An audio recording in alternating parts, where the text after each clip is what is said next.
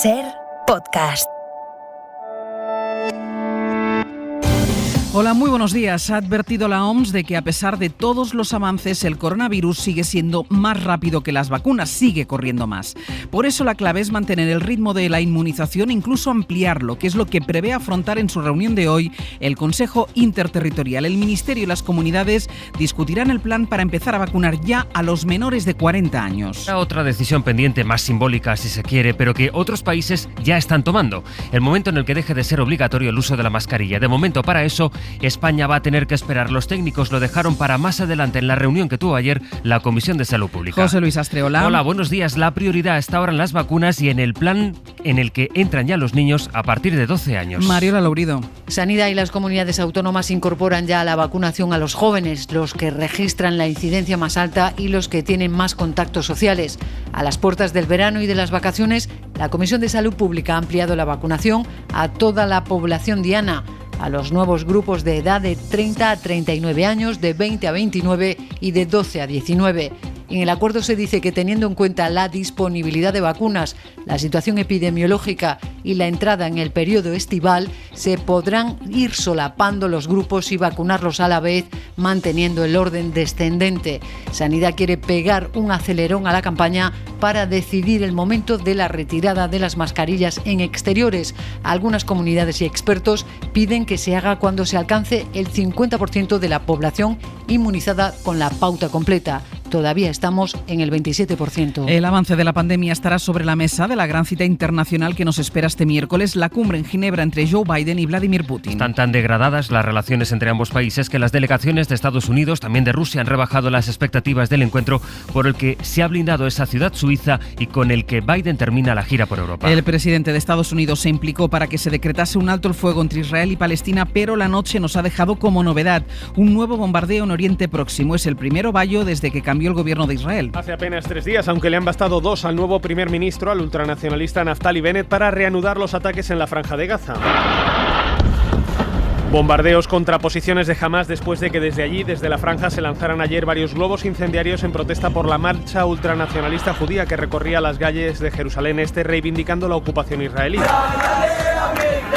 Y gritando, entre otras cosas, muerte a los árabes. Miles de palestinos salieron a protestar contra esa marcha, pero la policía dispersó las protestas lanzando gases lacrimógenos e hiriendo a decenas de personas. Hay otra previsión de la crónica internacional que se producirá hoy en España. Porque hoy llega a Madrid Ursula von der Leyen, la presidenta de la Comisión, que se va a reunir con Pedro Sánchez y se espera que aquí avale el plan de reformas que presentó España para acogerse al Fondo de Recuperación, del que 140.000 millones van a ser para nuestro país. El gobierno confía en que a mitad de julio podrá empezar a acceder a los anticipos del dinero una vez que se produzca la foto de hoy, Griselda Pastor. Bueno, el plan español se aprueba oficialmente hoy, no hay ningún problema de último minuto, pero von der Leyen ha decidido adaptar su aprobación a su carnet de viajes, o sea, que en lugar de un aprobado oficial en la reunión del Colegio de Comisarios, que habría sido lo normal, esto va a hacerse por procedimiento escrito. En la práctica esto permite a von der Leyen que cada uno de estos primeros planes, también el español, vaya aprobándose según llega ella a cada una de las capitales. Y el otro asunto político abierto siguen siendo los indultos a los presos del Prusés, que el gobierno prevé aprobar la semana que viene, a más tardar la siguiente, y que están llamados a centrar la sesión de control de esta mañana en el Congreso. Escucharemos en directo desde las 9 el debate entre Pedro Sánchez y Pablo Casado. Y será la ocasión para averiguar si es verdad, como dice Ayuso, que Casado está de acuerdo con ella en que será una humillación y una trampa para el rey que tenga que firmar esos indultos. Eso después de que el líder del PP quisiera sacar al monarca del debate. Bueno, yo ayer no hice ninguna rectificación. Yo ayer aclaré mis palabras, pero sigo pensando absolutamente lo mismo, que es una absoluta vergüenza que al rey de todos los españoles tenga que firmar semejante documento. Me sigue pareciendo el mismo sonrojo y bochorno y humillación que el rey de España tenga que firmarlo. En el Congreso la mayoría de partidos respalda los indultos y va a tumbar la propuesta del PP que pretendía paralizarlos. La Cámara ha aprobado también revisar los llamados delitos de libertad de expresión, injurias al rey, enaltecimiento del terrorismo, ultrajes a los símbolos. Era una propuesta de Unidas Podemos y el PSOE la respalda. O'Donnell Elorza, PSOE, Edurne Uriarte, PP. Es muy importante que lideren las fuerzas progresistas la reforma del Código Penal, pero es más aún que ese Código Penal tenga o concite un gran consenso. Va a ser grave para nuestra democracia que el principal partido de la izquierda y partido del Gobierno se disponga hoy aquí a apoyar una ley que va a permitir la impunidad en España para atacar a nuestras instituciones. El PP, que por cierto ha decidido romper el pacto antitransfugismo. Alega al Partido Popular que ese pacto se usa de forma torticera. Eso dice su portavoz, a la que respondía otra portavoz, la del Gobierno. No está funcionando y que por tanto se está utilizando como un instrumento contra el Partido Popular. Estaba buscando excusas justamente para abandonar este pacto y poder seguir en el futuro recurriendo a las malas artes en política. Sonia Palomino, buenos días. Buenos días, Ángels. Imagino que alguna vez has visto Gris. Sí, Sastre también. Y más de una incluso. Sí, lo que pasa es que yo no estuve en su estreno. Es difícil que no la hayamos visto porque es de esas pelis que reponen como unas 400 veces al año, y también es difícil que Sastre estuviera en su estreno porque se estrenó hace 43 años, el 16 de junio de 1978. Tell me about it, Stir. Hace 43 años que el mundo conoció a Denis y a Sandy y a todos sus amigos, con un elenco de actores que rondaban los 30 años, pero que hacían de adolescentes en su último año de instituto. Todos no sabemos las canciones de este clasicazo. Años después se ha llegado a hacer un musical. En fin, pues un poco de buen rollo para empezar este día. Buen rollo vamos a necesitar para afrontar este día, sobre todo porque viene muy torcido en lo meteorológico. Sí, empezamos una racha de varios días que nos traen tormentas. Hoy va a llover sobre todo en el norte de la península, Galicia, el Cantábrico, Castilla y León, y puede que también en Madrid, pero irán extendiéndose por todo el interior en los próximos días. Pues un minuto y seguimos.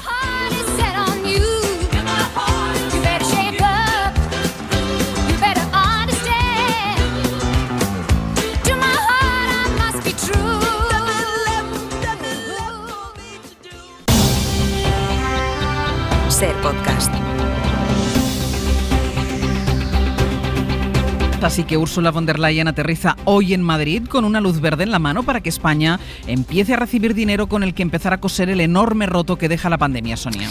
Se espera que los primeros millones, en torno a 10.000 de los más de 140.000 que nos corresponden, empiecen a llegar este verano. Un dinero que junto a las vacunas es la esperanza que nos llega de cara a futuro. Ya tenemos a 13 millones de personas con la pauta completa y los contagios han vuelto a caer en las últimas 24 horas. Informa Sonia Ballesteros. La incidencia acumulada baja 3 décimas, estamos en 101 casos por cada 100.000 habitantes. Salvo este descenso, la situación es muy similar a la de ayer. Por territorios, 5 siguen en riesgo bajo, 12 en riesgo medio y solo 2 en riesgo alto. Son Andalucía y La Rioja. Hoy hay 163 pacientes COVID menos ingresados en los hospitales y Sanidad ha notificado 62 fallecidos y poco más de 3.400 nuevos contagios.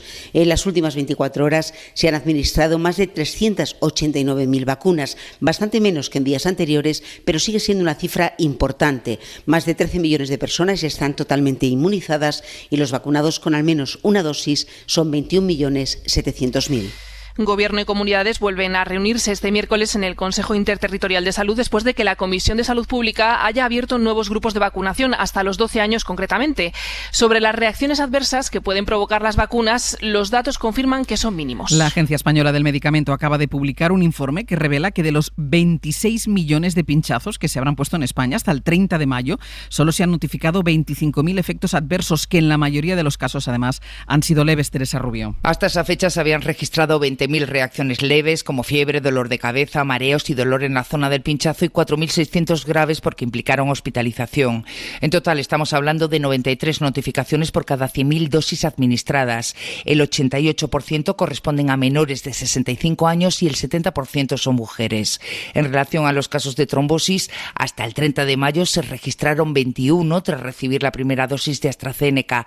5 de estos pacientes fallecieron. La agencia estima que hasta el 4 de abril la campaña de vacunación ha evitado al menos 17.000 casos de COVID y 3.500 fallecimientos por este motivo. Hoy por hoy, con Ángels Barceló. A las 9 de la mañana empieza en el Congreso una sesión de control al Gobierno que va a estar marcada otra vez por los indultos a los presos independentistas, y ya sabemos que en como mucho 2 semanas el Gobierno los aprobará en un Consejo de Ministros. María Jesús Montero. Y se traerán a la mayor brevedad posible, pero no hay comprometido por parte del Ministerio ninguna fecha. Lo más normal, lo más previsible es que se pueda abordar esta cuestión previo a que se produzca la reunión entre el presidente Aragonés y el presidente Sánchez. Está previsto que hoy el Congreso dé respaldo a esas medidas de gracia con la oposición de PP, Vox y Ciudadanos. Y hoy también el rey viaja a Barcelona, donde va a coincidir en un encuentro privado con empresarios con el presidente catalán, con Pere Aragonés. Después estará en la cena de inauguración del Círculo de Economía, en el que el Govern va a estar representado por su número 3, por Laura Vilagra. Aragonés quería enviar a su número 2, al vicepresidente Jordi Puigneró, de Junts, pero este no va a ir, no quiere coincidir con el monarca, así que, como decimos, estará allí la número 3, Laura Vilagra. El Gobierno siempre asiste, interviene en los eventos en los que se tratan temas importantes a la economía catalana, como es este. El presidente delegó en el vicepresidente, pero por motivos de agenda no ha podido ser, y en este sentido seré yo misma, como consellera de la Presidencia, quien asista al acto. Pues todavía de Cataluña, aunque por un asunto distinto. La Abogacía del Estado reclama al hijo mayor de Jordi Pujol más de 7 millones de euros por los 5 delitos fiscales que presuntamente habría cometido por ocultar y rentabilizar su fortuna familiar. Ana Terradillos, buenos días. Buenos días. Sí, casi 8 millones de euros, 7,7 millones de euros por media docena de delitos fiscales cometidos entre los años 2007 y 2012, durante 5 ejercicios. Esto solo en concepto de responsabilidad civil, porque según fuentes jurídicas, la abogacía pide decenas de millones de euros en concepto de multas. En la misma línea que sostiene la Fiscalía Anticorrupción, la Abogacía del Estado dice que a lo largo de los años los miembros de la familia Pujol allegaron grandes cantidades de dinero aprovechándose del cargo que ocupaba Jordi Pujol de presidente de la Generalitat. Anticorrupción presentó ya el pasado 7 de mayo su escrito de acusación y reclamó más de 130 millones de euros a la familia Pujol. Y la justicia tiene ya vía libre para empezar a embargar los bienes de Rodrigo Rato. El ex vicepresidente del Gobierno no ha pagado los más de 65 millones de euros de fianza que le impuso el juez en el auto de procesamiento por ocultar su patrimonio a Hacienda durante años. Pilar Velasco. El plazo ha concluido sin que Rodrigo Rato afiance los 65,1 millones de euros que le impuso el juez en el auto que le envía al banquillo por la causa que investiga el origen ilícito de su patrimonio. Más de 15 millones de euros sin justificar de 2005 a 2015 y un fraude de 8 millones y medio coincidiendo con sus cargos al frente del FMI y Bankia. Según fuentes judiciales, al no depositar la fianza por responsabilidad civil, el juzgado procederá de manera inmediata al embargo preventivo de sus bienes, ya sean cuentas, depósitos, inmuebles o fondos de pensiones, hasta asegurar la suma millonaria. Recordar que Anticorrupción pedía inicialmente 70 años de cárcel para el exministro de Economía. Y una cosa más de los tribunales. El Supremo ha rechazado la querella de Vox contra el presidente del Gobierno y las ministras Maroto y Montero por el rescate de más de 50 millones de la SEPI a la aerolínea Plus Ultra. Los jueces reprochan al partido de Abascal que presente una querella basándose en recortes de prensa. Alberto Pozas. El Supremo reprochó ayer, una vez más, al partido ultraderechista que presente una querella basándose en recortes de prensa y dijo, de hecho, que la confrontación política tiene otros escenarios, no llevar siempre ante la justicia el control de los actos del Gobierno. En este caso, Vox acusaba a Pedro Sánchez y a las ministras de Industria y Hacienda, Reyes Maroto y María Jesús Montero, de 2 delitos, malversación y prevaricación por el rescate de más de 50 millones de euros de la aerolínea Plus Ultra.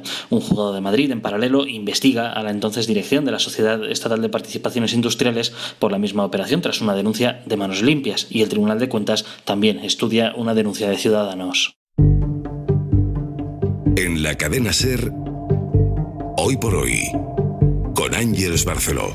Les estamos contando que hoy se va a producir esa importante reunión entre Joe Biden y Putin en Ginebra, esto después del encuentro ayer entre el presidente de Estados Unidos y la Unión Europea, del que sale un importante acuerdo para los agricultores españoles. Es el acuerdo que acaba con 17 años de guerra arancelaria en el sector de la aviación. Carlos Sevilla. El producto más castigado por los aranceles es el aceite. Sus exportaciones a Estados Unidos alcanzaron los 450 millones de euros el año pasado, según los datos del Ministerio de Agricultura. Las ventas de vino superaron los 260 millones, las de aceitunas de mesa llegaron a los 140 y la exportación de quesos representó 82 millones de euros. En total, algo más de 940 millones, a los que hay que añadir las ventas de otros productos afectados como la carne de cerdo, los cítricos y otras bebidas alcohólicas al margen del vino. Además de los aranceles del 25% a los productos agroalimentarios, también se establecieron aranceles del 10% al sector aeronáutico. Sus exportaciones a Estados Unidos superaron en 2019 los 280 millones de euros. La patronal de la industria de alimentación y bebidas recibe el acuerdo con mucho alivio, pero recuerda que todavía hay conflictos abiertos como los aranceles del 35% aplicados a la aceituna negra de mesa. Lorenzo Ramos es el secretario general de UPA. Nosotros celebramos la suspensión por 5 años, queremos que sea definitiva y que esto abra la puerta a que otros vetos como el de Rusia, que está afectando duramente a nuestra fruta y hortalizas pues también termine lo más pronto posible. En Francia, el expresidente Nicolas Sarkozy ha tenido que pasar de nuevo ante la justicia, declarado por la supuesta financiación ilegal de su campaña en las presidenciales de 2012, informa desde París Irene Casado. El expresidente aseguró desconocer el sistema de facturas falsas que le permitió duplicar el tope de gasto impuesto por la ley, un exceso colosal disimulado gracias a un entramado de doble facturación. El objetivo del tribunal es aclarar si Sarkozy conocía o no la existencia de esta trama. Quien fuera jefe de Estado entre 2007 y 2012 se enfrenta a una pena de hasta un año de prisión y 3.750 euros de multa. Para el exmandatario francés no se trata solo de defender su inocencia, sino, según dijo, de defender su honor, especialmente desgastado tras ser condenado el pasado mes de marzo a 3 años de prisión, uno de ellos firme por corrupción y tráfico de influencias. Y sobre el incidente del avión de Ryanair en el que viajaba un opositor bielorruso que fue obligado a aterrizar de urgencia, el responsable de la aerolínea ha asegurado que los pilotos no tuvieron opción, que los engañaron para hacer descender el aparato. Londres, Daniel Postico. El consejero delegado de Ryanair ha declarado ante una comisión parlamentaria que el avión de su compañía que aterrizó en Minsk, en Bielorrusia, el pasado 23 de marzo, fue obligado a hacerlo por los controladores aéreos bielorrusos y que estos alertaron que había una bomba en el avión que luego resultó ser mentira. O'Leary explicó que sus pilotos quisieron comunicarse con Ryanair, pero les dijeron que no contestaban, y explicó también que quisieron realizar el aterrizaje en Polonia, pero que tampoco se lo permitieron. Dijo que su tripulación fue obligada a confesar en vídeo que había aterrizado de forma voluntaria, que fue una acción organizada para detener a Roman Protasevich, periodista crítico con Lukashenko, y que al reemprender el vuelo faltaban 5 pasajeros, Protasevich y su pareja, que fueron detenidos, y otros 3 que cree que eran agentes secretos. Las declaraciones de O'Leary llegan horas antes de la reunión de Biden y Putin en Ginebra, en la que Bielorrusia será uno de los asuntos sobre la mesa. Ser Podcast. Hoy por hoy, con Ángeles Barceló. Hay algo distinto en las Eurocopas, quizás sea que anuncian el verano, quizás que nos llevan a la época en que veíamos el fútbol de una manera más pura en nuestra infancia, o quizás están las implicaciones y simbolismos políticos que tienen los partidos entre algunas selecciones. Y algo de eso pues queda todavía. En el día en que Europa emitía por primera vez eurobonos, aquello por lo que tanto tiempo se enfrentaron los grandes países, bueno, pues las dos grandes potencias se cruzaron en el campo. No deja de ser metafórico que ganase Francia por un gol que Alemania se metió en propia puerta. Fue también llamativa ayer la respuesta del portavoz andaluz, Elías Bendodo, a las críticas de Luis Enrique por el estado del césped del Estadio de la Cartuja, que pertenece a la Junta. Yo creo que si se hubiera metido un gol ayer no estaríamos hablando de esta situación. Andalucía se ha volcado con la Eurocopa, evidentemente, y la cuestión del césped, bueno, pues yo creo que estarán los que saben de esto intentando resolverlo, pero estoy convencido que usted no me haría esa pregunta hoy si hubiera entrado el gol de España en los últimos minutos. No parece que a Luis Enrique le vaya a entusiasmar esta respuesta del portavoz. La Eurocopa la usan muchos gobiernos para proyectar su imagen política al exterior, más este año en el que se juegan varios países. El Puskás Arena de Budapest fue el primer estadio lleno del todo, 67.000 personas en el campo, sin mascarilla, cuyo uso era opcional, la única sede de la Eurocopa que permite el aforo máximo. Bastaba con presentar una PCR negativa o un certificado de vacunación. El ultra Viktor Orbán, el presidente del país, es el único que permite que se llenen los estadios allí y que ha proclamado que Hungría ha derrotado a la pandemia.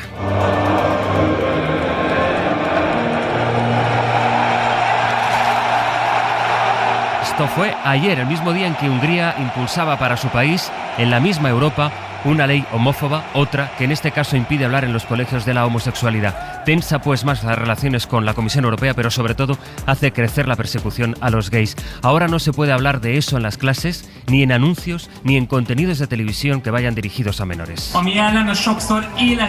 Miles de personas protestaron ayer frente al Parlamento húngaro contra una ley que va a hacer que quienes la incumplan entren a formar parte de un registro de pedófilos. Pues esas cosas siguen pasando y además no muy lejos. Aquí mismo eso también está pasando en Europa. Es miércoles, es 16 de junio.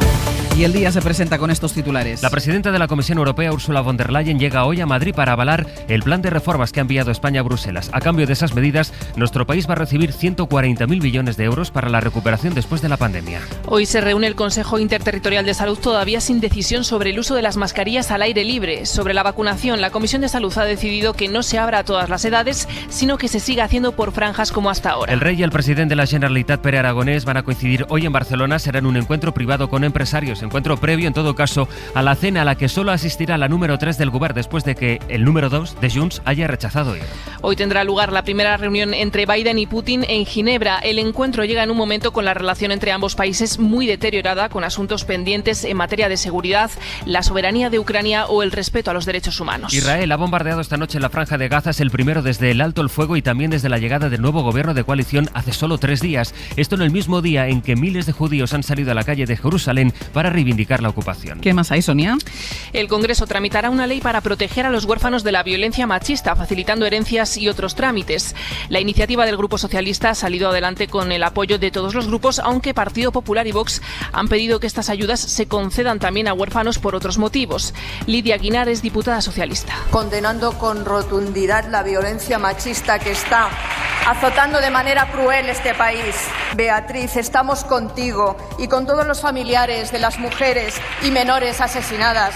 Te acompañamos en tu inmenso dolor de madre y nos comprometemos a no parar en esta lucha. En las últimas horas hemos conocido una nueva agresión machista. Ha ocurrido en Madrid, donde una mujer de 80 años está en estado grave después de que su marido le haya golpeado con un martillo en la cabeza. Radio Madrid, Virginia Sarmiento, buenos días. Buenos días. Sobre las 9 de la noche, la Policía Nacional registraba la llamada de alerta. Los sanitarios de emergencias estabilizaron a la mujer al llegar y trasladaron al Hospital 12 de Octubre en estado muy grave. Los agentes han interrogado esta noche a su marido, que la agredió con un martillo, causándole un traumatismo cráneoencefálico severo con hemorragia masiva.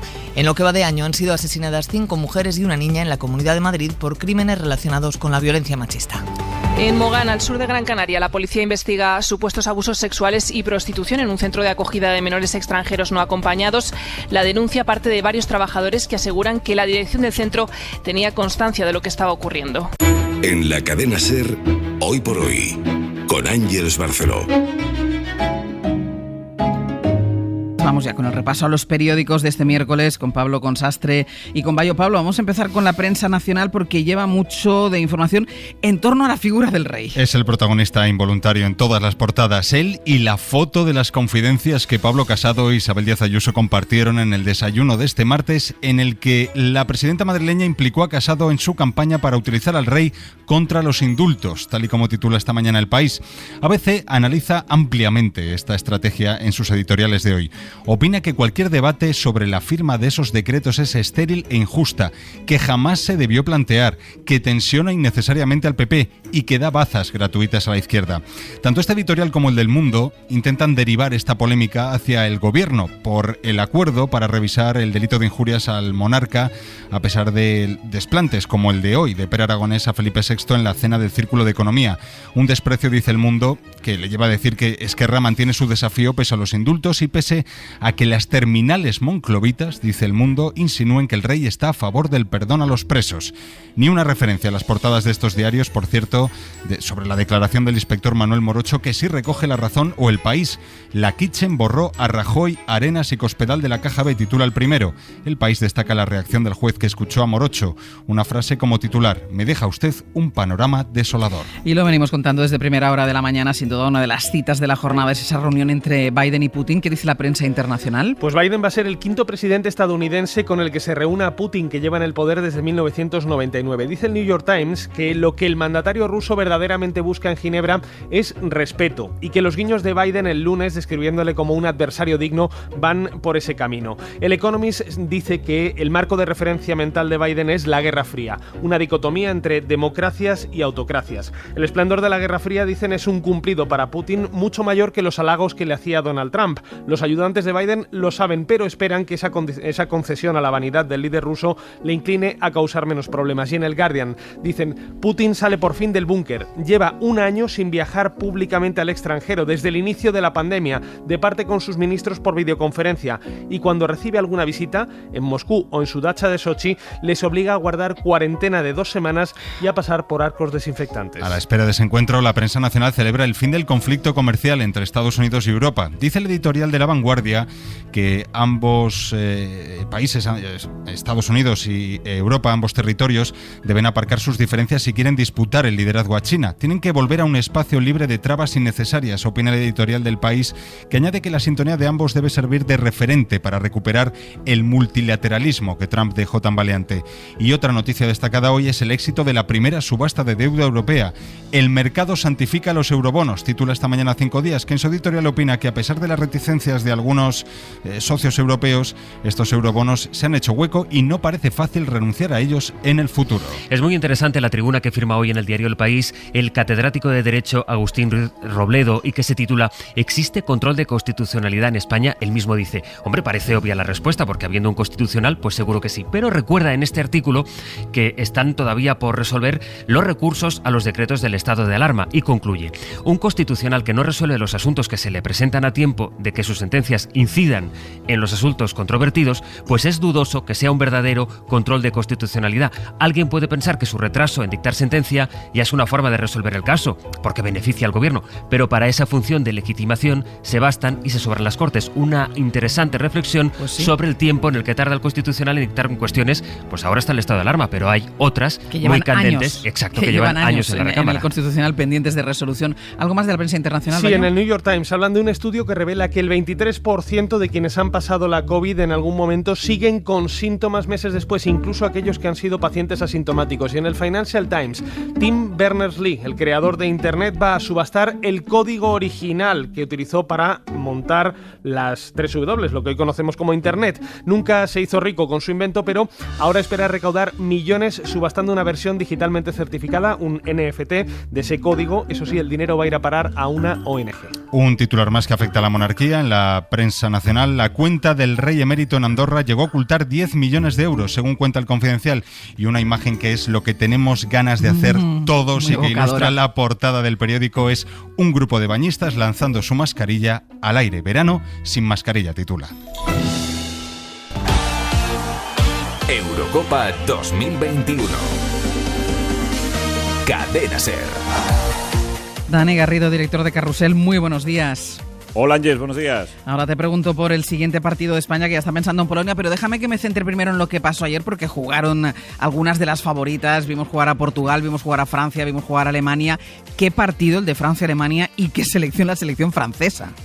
Sí, coincido contigo, Ángel. Me pareció un gran partido. Francia mostró mucha pegada. Le anularon además 2 goles por fuera de juego, un palo de Rabiot. Francia amenazó mucho fundamentalmente a las contras. La velocidad de Mbappé fue el arma fundamental del equipo de Champs. Es verdad que Alemania tampoco jugó mal, se mantuvo en el partido, jugó bastante bien, pero lo que sí es cierto es que ahora mismo Francia presenta una candidatura como gran favorito, un bloque clavado a 2018, pero con Benzema, y también coincido contigo, Cristiano entró en la historia en Budapest, hizo 2 goles en el 0-3 de Portugal, ya es el máximo goleador de la historia de las Eurocopas, 11 goles por 9 de Michel Platini, y esa escena que relataba Sastre, que a mí me pareció, dadas las circunstancias, casi espeluznante, ¿no? 65.000 personas sin mascarillas, todos juntos, abrazados en Budapest. Bueno, no sé si los datos del ultranacionalista Orbán, los que dan del COVID, son extraordinariamente buenos, pero la imagen ayer, insisto, que fue muy, muy relevante. Y no solo dentro del campo, también en las afueras del estadio, grandes concentraciones de gente, la mayoría sin mascarilla. Bueno, y España, pensando en el partido ante Polonia del sábado que viene, pero se sigue hablando mucho de Morata y se sigue hablando mucho, habla incluso el portavoz del gobierno andaluz, de lo mal que estaba el césped en la Cartuja. Sí, yo diría que respecto al estadio no hay demasiadas esperanzas de que el verde mejore sustancialmente. Un dato relevante, Ángel, es que es el peor césped de las 11 sedes, diga lo que diga el portavoz de la Junta. Después del partido de los operarios sí que es verdad que trabajaron de madrugada para mejorarlo. Puede ser que se cortara demasiado, puede ser que se deba a que es un estadio que no coge habitualmente partidos, aunque sí lo hizo con las finales de Copa y el campo estaba, yo diría que más o menos bien. Ahora no está en buenas condiciones, no estaba preparado e insisto, yo creo que para el sábado no va a estar mucho mejor. Respecto a Morata, también ocurre que en este país somos de agarrar una polémica y no soltarla. Pues sí. Tiene pocos precedentes pitar a tu jugador con la selección, pero curiosamente Ángels tiene naturaleza normalizada cada domingo. Dicho esto, yo creo que es una situación que no va a alterar en exceso a Luis Enrique y yo apostaría que el sábado va a jugar Morata. Y fuera de la Eurocopa, el Barça, 7 años después, ganador del título del ACB de la mano de Pau Gasol. Sí, Gasol demostró lo que es Ángels, un elegido. Pau ha estado 2 años sin poder jugar por una lesión en el pie tan grave que muchas veces acaba con la carrera de un deportista más a su edad.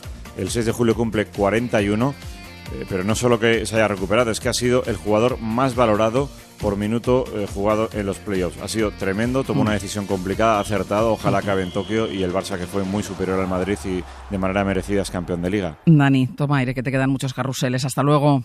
Un abrazo.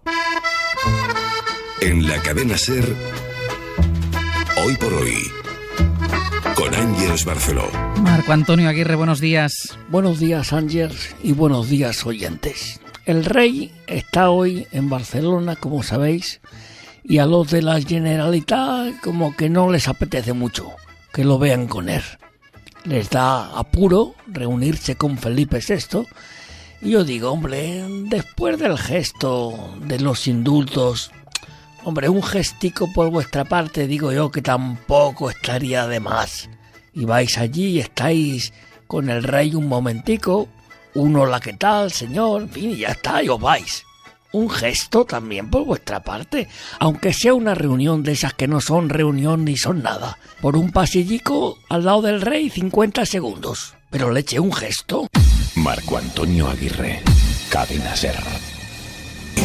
Hola, muy buenos días. Seguro que recordarán que no hace mucho el líder del Partido Popular, Pablo Casado, nos riñó a los periodistas porque a cuenta de la reedición de la foto de Colón nos estábamos fijando en el dedo y no en la luna. Decía él que estábamos poniendo el foco en la foto y nos estábamos olvidando de lo que para él era realmente importante, que son los indultos. Bueno, pues aplicando su teoría, a ver si ahora va a resultar que de nuevo nos estamos fijando excesivamente en el dedo, la estrategia de Díaz Ayuso de implicar al rey en el tema de los indultos, y nos estamos olvidando de la luna, la corrupción que de manera sistémica ha afectado al Partido Popular.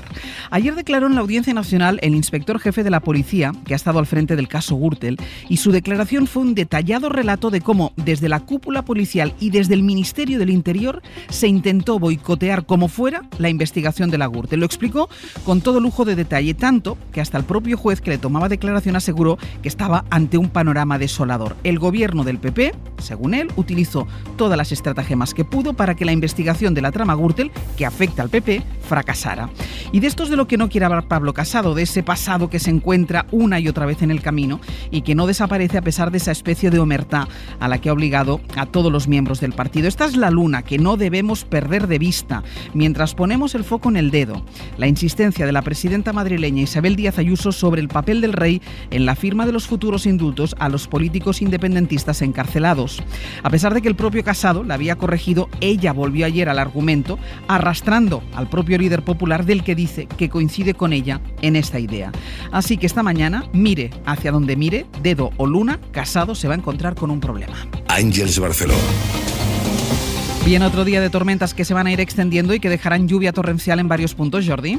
Además, por persistencia, muchísima atención cerca de cursos fluviales, especialmente donde más nos avisa la Agencia Estatal de Meteorología, en Castilla y León, pero especialmente en el interior de Galicia, la provincia de León y en la vertiente sur de la cordillera Cantábrica. Es aquí donde durante el día, ya ahora mismo, desde hace horas, se irán desarrollando tormentas y producirán acumulaciones importantes. Durante la tarde se extenderán al resto del interior de la península, más aisladas, y entre hoy y mañana acabará lloviendo en prácticamente todo el país.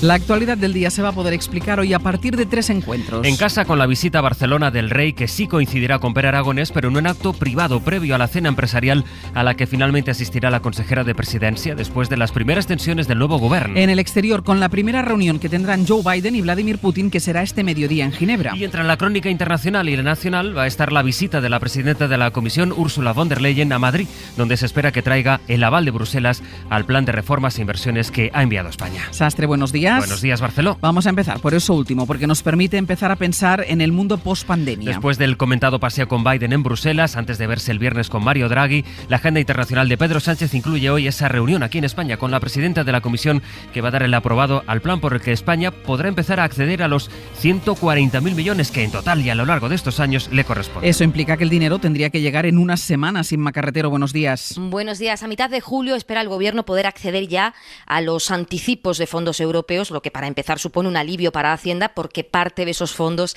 están ya consignados en los presupuestos.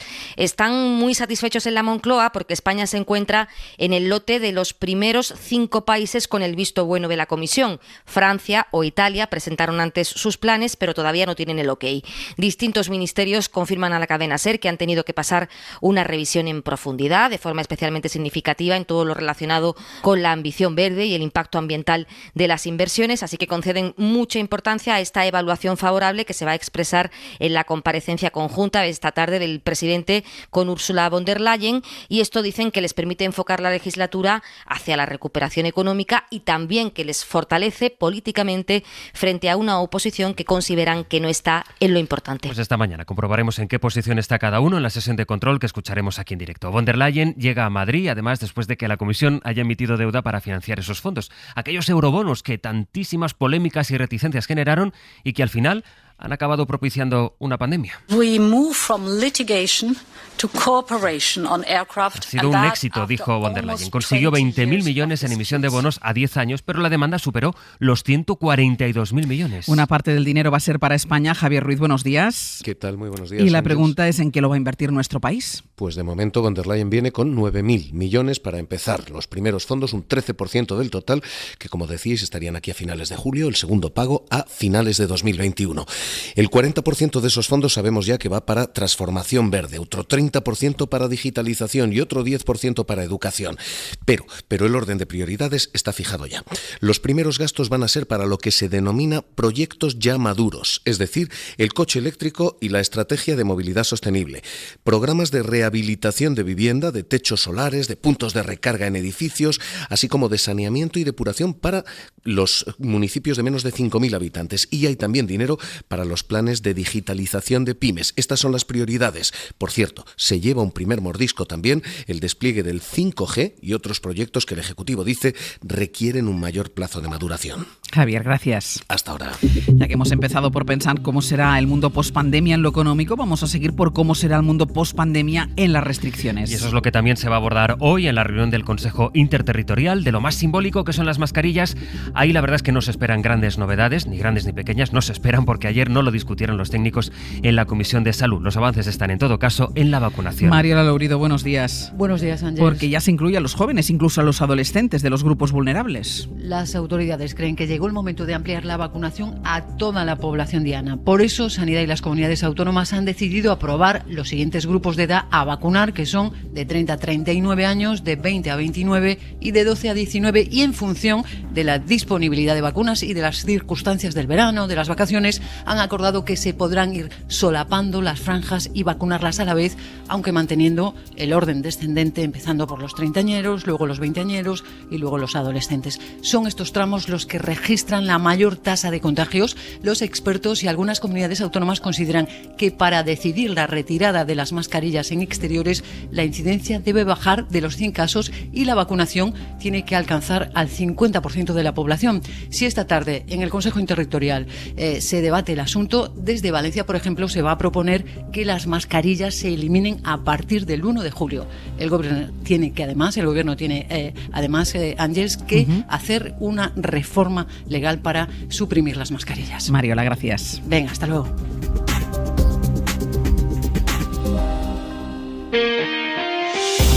Hoy por hoy, con Ángeles Barceló. La agenda del día nos lleva también a Barcelona. Sergi López, buen día. Hola, buen día. Porque al final el rey y Pere Aragonés sí van a coincidir hoy. Otra cosa es que haya foto, porque será durante un encuentro privado y no en la cena que ha organizado para la noche el Cercle d'Economia. Sí, el rey y Aragonés se verán en un encuentro a puerta cerrada con el presidente de Corea del Sur y empresarios asiáticos. El gobierno asegura que el presidente ya tenía previsto asistir a esta reunión, pero fuentes del Cercle d'Economia afirman que su presidente, Javier Faus, trasladó el día anterior la importancia de que hubiera alguien del gobierno en ese encuentro. En definitiva, Aragonés estará por la tarde en la reunión privada, pero por la noche será la consellera de Presidencia quien acuda a la cena después de las primeras tensiones en el nuevo gobierno, porque Aragonés y el vicepresidente Puigneró alegaron que tenían problemas de agenda para asistir. Los indultos a los presos del procés llegarán la semana que viene o la siguiente, a más tardar. Lo más previsible es que se pueda abordar esta cuestión previo a que se produzca la reunión entre el presidente Aragonés y el presidente Sánchez. Y después el presidente Sánchez explicará su decisión en el Congreso. Esos políticos, ahora mismo, los que se están riendo de todos, celebran absolutamente haberle puesto al rey de España en una trampa. Porque si firma, no firma, haga lo que haga, está ante el juicio. Lo que está pasando es una absoluta humillación para todos, una trampa para todas las instituciones, empezando por su majestad el rey. Y luego está Isabel Díaz Ayuso, que vuelve a situar al rey en el centro del tablero, que contempla la posibilidad de que Felipe VI firme o no firme los indultos, que niega que Pablo Casado le corrigiese por haber dicho lo que ayer volvió a decir. No, de verdad, es que no ha habido ni rectificaciones, ni ha habido sometimientos, ni ha habido corrección, ni ha habido imposiciones, ni ha habido absolutamente nada de lo que estoy leyendo. Y que sostiene que en eso, en poner al rey en el debate y que le humillarán si es que firma los indultos, ella y Casado piensan lo mismo. Hago siempre con Pablo Casado, que es hablar todos los días, y él opina exactamente lo mismo que yo. Piensan igual, según Ayuso, según la portavoz del PP, Cuca Gamarra. Pero la presidenta de la Comunidad de Madrid ha dicho que es una vergüenza. No sé si está usted de acuerdo con esa apreciación de la presidenta Ayuso. Gracias. Bueno, yo creo que eso es lo que ha dicho ella, yo he dicho lo que he dicho y creo que hay una diferencia. Según la portavoz, hay una diferencia. Una diferencia y nada más. No busquen ninguna declaración de Génova desautorizando a la presidenta de Madrid, de la que están dispuestos a asumir que boicotee desde dentro su discurso. Casado estaba delante el domingo, cuando Ayuso señaló por primera vez al rey, pero no dijo nada entonces. Estaba junto a Ayuso ayer, cuando Ayuso lo volvió a decir, pero... ¿Qué le parecen las palabras de Ayuso de ayer? Pero por mucho que lo intentaron los periodistas, Casado no se quiso parar delante de ellos. Mariela Rubio, buenos días. ¿Qué tal? Buenos días. Casado no corrige a Ayuso y opta por dejar que su discurso coja vuelo. Porque en Génova son conscientes de que no pueden permitirse una segunda desautorización de Casado. Sería inasumible y de facto significaría romper con el espíritu del 4M. Así la dirección simplemente quiere esperar a que amaine la tormenta. Pero son muchos en Génova quienes piensan que Ayuso el domingo se equivocó, pero ayer, dicen, reaccionó deliberadamente a la lectura de que había sido forzada a rectificar. Es decir, hay quien vio en las palabras de ayer de Ayuso a una baronesa reivindicando su aval para marcar perfil propio, aval basado en la victoria electoral como ocurre con Núñez Feijóo. En cualquier caso, voces como la de Gamarra o Almeida sí se desmarcaron de esa polémica afirmación de que el rey, firme o no firme, será puesto en tela de juicio. Y es que el miedo del PP es terminar dando oxígeno a sectores como los que se vieron en la plaza de Golón portando pancartas diciendo «Majestad, no firme los indultos». El PP no puede estar ahí, insisten desde la dirección. Mariela, gracias. A vosotros. Después en El Abierto nos dedicaremos a otra cosa de las que Pablo Casado ha preferido no hablar, que son las revelaciones de un inspector de policía que le hizo ayer al juez del caso Kitchen. Describió cómo el jefe de la UDEF le quiso mandar al extranjero para que dejase de investigar el caso. Reveló que le habían espiado, que le quisieron boicotear las investigaciones y que le presionaron para que no citase en sus informes a Rajoy o a Cospedal. Ángeles Barceló.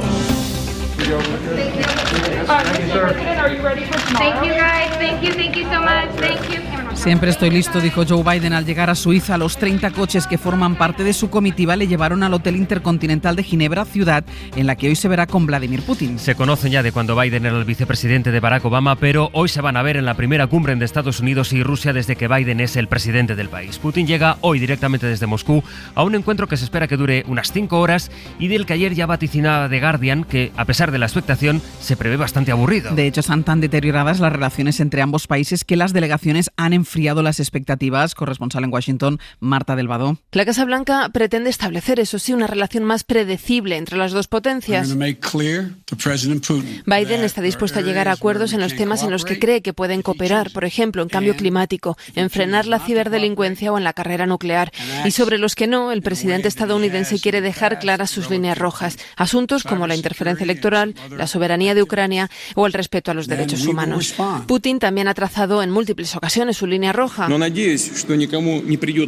Y es que Ucrania pase a ser miembro de la OTAN. Ve una amenaza que los misiles de la alianza en este país puedan alcanzar Moscú. El presidente ruso quiere exponer sus preocupaciones en materia de seguridad y va a intentar restaurar los canales básicos de comunicación con Washington para evitar una desconfianza todavía mayor.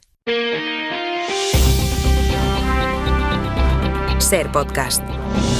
Esta noche ha muerto la mujer a la que su marido agredió ayer en Madrid con un martillo en la cabeza. 19 mujeres han sido asesinadas en España por sus parejas o exparejas en lo que va de año. La agresión se produjo anoche en Moratalaz, en la capital. La mujer tenía 81 años, la ingresaron en el 12 de octubre, donde finalmente falleció. La policía detuvo al agresor en el mismo domicilio. Y ha vuelto la violencia a Oriente Próximo. Israel ha lanzado un nuevo bombardeo sobre Gaza. Es el primero desde el alto el fuego. El primero, por tanto, del nuevo gobierno, desde que salió Netanyahu. Se lanzaron desde la franja globos incendiarios el día en que miles de judíos ultranacionalistas habían reivindicado la ocupación en marchas por Jerusalén. Corresponsal en la zona, Oriol Andrés. El detonante de la tensión ayer fue la Marcha de las Banderas, una procesión de ultranacionalistas judíos que tuvo lugar por la tarde en el Jerusalén este ocupado.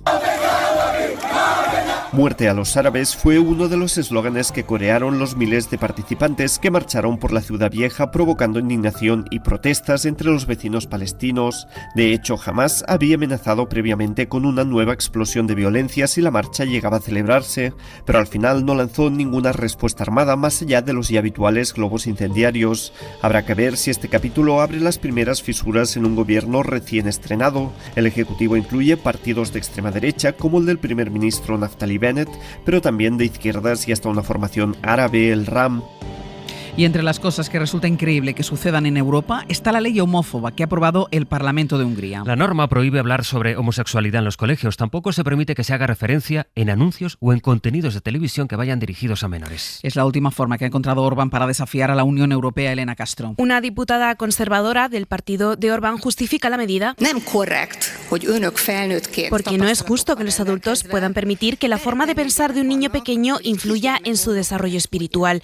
La mayoría de la oposición no ha participado en la votación y en las calles miles de personas se han concentrado frente al Parlamento para protestar por una ley que califican de dañina. Quienes incumplan la norma entrarán en un nuevo registro de pedófilos y no podrán trabajar en zonas donde haya niños. Además, películas como Harry Potter, Bridget Jones o Billy Elliot solo podrán verlas los mayores de 18 años. El año pasado el Parlamento húngaro aprobó una ley que impide definitivamente a las parejas homosexuales adoptar niños y otra que prohíbe cambiar de nombre a los transexuales.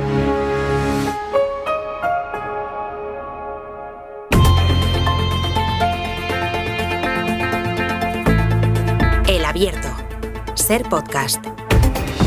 Verónica Forán, no te rías, buenos días. Menos mal que me río como el perrillo aquel pulgoso para adentro. Pablo Morán, la tengo al lado. Claro, es que Pablo Morán ha tenido un problema desde que desde primera hora de la mañana. Pero es de estos días que se te traba la lengua continuamente y no puedes. No pasa nada, porque si lo dices, si lo compartes con la audiencia, se empatiza. Pues hoy tengo el día tonto. Audiencia, empaticen con Pablo y con todos aquellos a los que se nos traba la lengua, porque además el día que empiezas así, terminas así, no hay solución. Suerte que estás a punto de terminar tu jornada laboral. Eso. A dormir, Pablo. Y Verónica está a punto de comenzarla, ¿no? Exacto, y Verónica está a punto de comenzar, que le queda mucho por delante.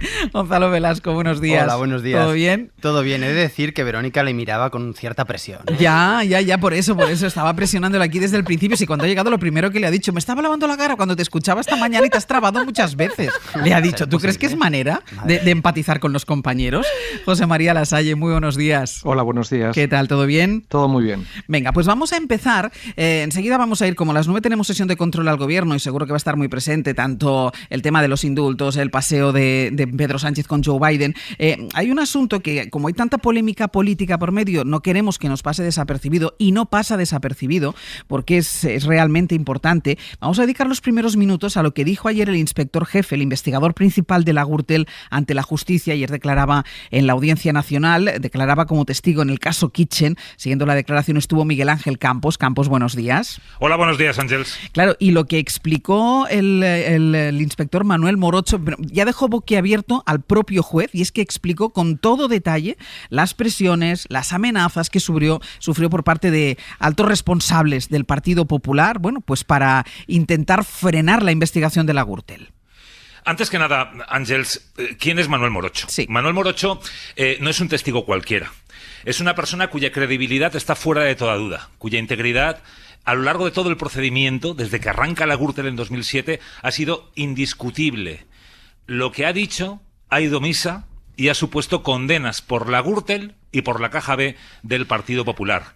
Y si de algo ha pecado en alguna ocasión es de exceso de celo institucional y de no revelar en numerosas ocasiones aquello que estaba sufriendo durante todo este procedimiento. Y ayer, a preguntas del juez, por fin se soltó la lengua. Claro, es que me parece ahora vamos con lo que digo, pero me parece importante esta previa que acabas de hacer, Campos, porque es verdad que hay otro tipo de declaraciones en los tribunales, que bueno, el Partido Popular se escuda en quién es que está haciendo esas declaraciones. Sí. En este caso es indiscutible la solvencia de la persona que declaraba ayer. Sí, Manuel Morocho le avala toda su trayectoria en policial. Mira si es relevante y si confían en él quienes le conocen, que tanto el juez Baltasar Garzón como el juez Pablo Ruz, José de la Mata y su sucesor Santiago Pedraz, todos ellos en el juzgado número 5 de la Audiencia Nacional han confiado única y exclusivamente en él como investigador tanto de la Gürtel como de la Caja B del PP. Algo bien habrá hecho. Y algo bien habrá hecho cuando sus informes han sido decisivos a la hora de determinar las condenas en la Gürtel y en la Caja B. Y lo que dejó ayer, lo que describió, según fuentes jurídicas presentes en el interrogatorio, arroja muchísima luz sobre todo lo acontecido en esos años. Me dijeron que no desmerece a la mafia calabresa, la Kitchen, según esas mismas fuentes. Morocho reveló que el jefe de la UDEF, José Luis Olivera, le citó para proponerle nuevo destino en Lisboa con el objetivo de apartarle de la investigación del PP, que mientras conversaban, Olivera recibió una llamada del ministro Fernández Díaz para comprobar si el intento había tenido éxito. Este hecho, además de confirmar que es cierta la anotación en la agenda de Villarejo respecto a que pretendían despacharle a Lisboa, implica de forma directa al ministro en la operación. La declaración de la agente fue esclarecedora, hasta tal punto que reveló amenazas y presiones para no citar en sus informes a Rajoy, a Arenas, a Cospedal o a Ana Mato, o para descartar que hubiera una Caja B en el Partido Popular. Manifestó que era espiado por la policía política, que además de Lisboa le ofrecieron jugosos destinos en la ONU, en Viena, o hasta un cursillo del FBI en Cuántico para sacarle del caso. Olivera le decía: vamos, Manuel, son 6.000 limpios y relajado. ¿Qué quieres? ¿Una embajada? Lo que quieras te damos. Y él, por su deber de cumplir con la obligación que tenía encomendada, siempre lo rechazó. Además, uno de los principales implicados, el comisario García Castaño, le espetó al ser presentados: ¿tú qué haces aquí? Tendrías que estar muerto. El juez, entre sorprendido y escandalizado, le llegó a decir ayer: lo que está usted narrando evidencia un panorama desolador. Contestó Morocho: pues si sigo hablando lo puedo dejar peor. Y ese interrogatorio que comenzó en el día de ayer se va a reanudar a las 9:30 de la mañana del próximo viernes. Relata desde luego Manuel Morocho que efectivamente hubo una operación política y policial a partir del año 2013 para apartarle o para intentar tapar la Caja B como fuera. Con ello le trasladaron a la DAO. Le encargaron que hiciera informes que no servían para absolutamente nada para enterrarlos después. Era como a quien le ordenan cavar un hoyo y enterrarlo después, taparlo otra vez con arena. En fin, fue todo este tipo de actuaciones. Cuando no pudieron con las presiones intentaron comprarle, tampoco pudieron con él, y solo el apoyo del juez Pablo Ruz, por ejemplo, hizo, y de sus sucesores, hizo que Manuel Morocho pudiera mantenerse íntegro a pesar de toda la carga de trabajo, a pesar de todos los excesos que se cometieron a su alrededor. Puso nombres y apellidos de todas esas personas que le presionaron, que le espiaron, los topos que tenía dentro de la unidad de la UDEF para venderle esos informes a Olivera, y que Olivera, Eugenio Pino, García Castaño, entre otros, traspasaran esa información a los mandos políticos, supuestamente a Cospedal, a Soraya Sáez de Santamaría e incluido el mismo Rajoy. Y, en fin, ese testimonio va a traer muchísimas consecuencias, porque los investigadores están convencidos de que a partir de ahí van a poder desentrañar todo lo que falta por averiguar de esa operación Kitchen. Y dices que él va a seguir declarando el viernes por la mañana. Sí, el viernes por la mañana continuará, le preguntarán las defensas, le preguntarán las acusaciones, también se espera que la Fiscalía aún le queda alguna pregunta por hacer. En fin, todo esto, además es que el mundo es un pañuelo, Ángels. Yo me preguntaba ayer por qué el ministro Fernández Díaz llama directamente, según la declaración de Morocho, a Olivera para interesarse por esta situación. Bueno, es que José Luis Olivera conoce a Manuel Morocho, conoce a Fernández Díaz, el que era jefe de la UDEF, conoce a Fernández Díaz porque resulta que el padre de Olivera fue conductor de Fernández Díaz cuando éste era gobernador civil de Barcelona en 1980. De ahí viene la relación. Fernández Díaz luego le premió con distintas condecoraciones, cruces rojas, algunas de ellas protestadas por sus compañeros, a José Luis Olivera, cruces rojas pensionadas. En fin, el mundo es un pañuelo. Entre ellos formaron según está desvelando la investigación, un corpúsculo para intentar destruir las investigaciones que afectaran a la Caja B, al PP y a sus dirigentes, y todo esto está quedando en evidencia y va a tener consecuencias más graves que las que ya conocemos, que es la declaración el próximo día 29 de María Dolores de Cospedal como imputada. Y todo esto con esa advertencia del propio Manuel Morocho al juez, el juez que le dice, me está usted planteando un panorama desolador, y dice Manuel Morocho, pues si continúo, todo le va a parecer peor. Pues va a continuar el viernes que viene. Campos, muchísimas gracias. A ti, Ángel.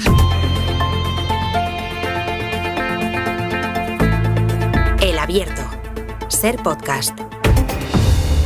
En el Abierto, José María Lasalle, Verónica Fumanal y Gonzalo Velasco, con el relato de ayer del inspector jefe Manuel Morocho al frente de la investigación del caso Gürtel. Nos ha detallado ahora Miguel Ángel Campos cómo fue su declaración, qué contó en su declaración en la Audiencia Nacional. Declaración que hizo exclamar al propio juez que le estaba escuchando: me está dibujando usted un panorama desolador. ¿Cómo quisieron la cúpula de la policía, la cúpula del Ministerio del Interior, cómo quiso quitarse de en medio al inspector Morocho, mandándolo donde fuera y como fuera, las presiones, las amenazas que recibió para que no anotara en los informes, para que no aparecieran en los informes figuras como la de Rajoy, la de Cospedal, la de Arenas? Y decías ahora en la pausa, os estaba viendo vosotros a Fumanal y a Gonzalo con la boca abierta y con los ojos bien abiertos mientras escuchábamos a Campos, y decías ahora, Gonzalo, en la pausa, parece que estas cosas no son posibles. Sí, porque yo ya creía que no me iba a sorprender nada, o que ya tenía mi capacidad para la indignación y el asombro pues gastada con aquello del chofer, del falso cura y de otras historias estrambóticas de la mafia esta propia de Ibáñez, ¿no? Sí. Que ha sido el Partido Popular, porque ha sido una organización mafiosa ocupando las instituciones del Estado. Y esto nos vuelve a sorprender. Bueno, yo creo que hay que destacar una cosa, y es la relevancia de que haya trabajadores públicos, funcionarios del Estado, que sean conscientes de cuál es su responsabilidad, su cargo y cuál es su principal deber y a quién adeudan su lealtad, que es al Estado, es decir, a los ciudadanos. Y esto es fundamental. Y esto hay que incentivarlo, hay que promocionarlo y debería ser la norma. ¿Por qué? Porque esto es la garantía de la resistencia a quienes no creen en la independencia de las instituciones, a quienes creen que cuando las ocupan pueden hacer de ellos pues un chanchullo partidista o una organización directamente de espionaje y de persecución a su propio interés, ¿no? Entonces, este testimonio y el modo en que Campos ha relatado las cualidades personales y el modo en que se ha comportado durante todo el juicio, este comisario es, ¿verdad? Inspector jefe. Perdón, me parece del todo relevante por este motivo, ¿no? Porque tenemos por fin un contraejemplo frente además a la desconfianza que si no podríamos tener ante nuestros propios aparatos y nuestras fuerzas de seguridad. Creo que es de todo relevante además porque, como se ha señalado, claro, uno de los motivos por los que se desdeñaba todo el proceso de la Kitchen era porque los testimonios del comisario Villarejo estaban siempre por defecto bajo sospecha.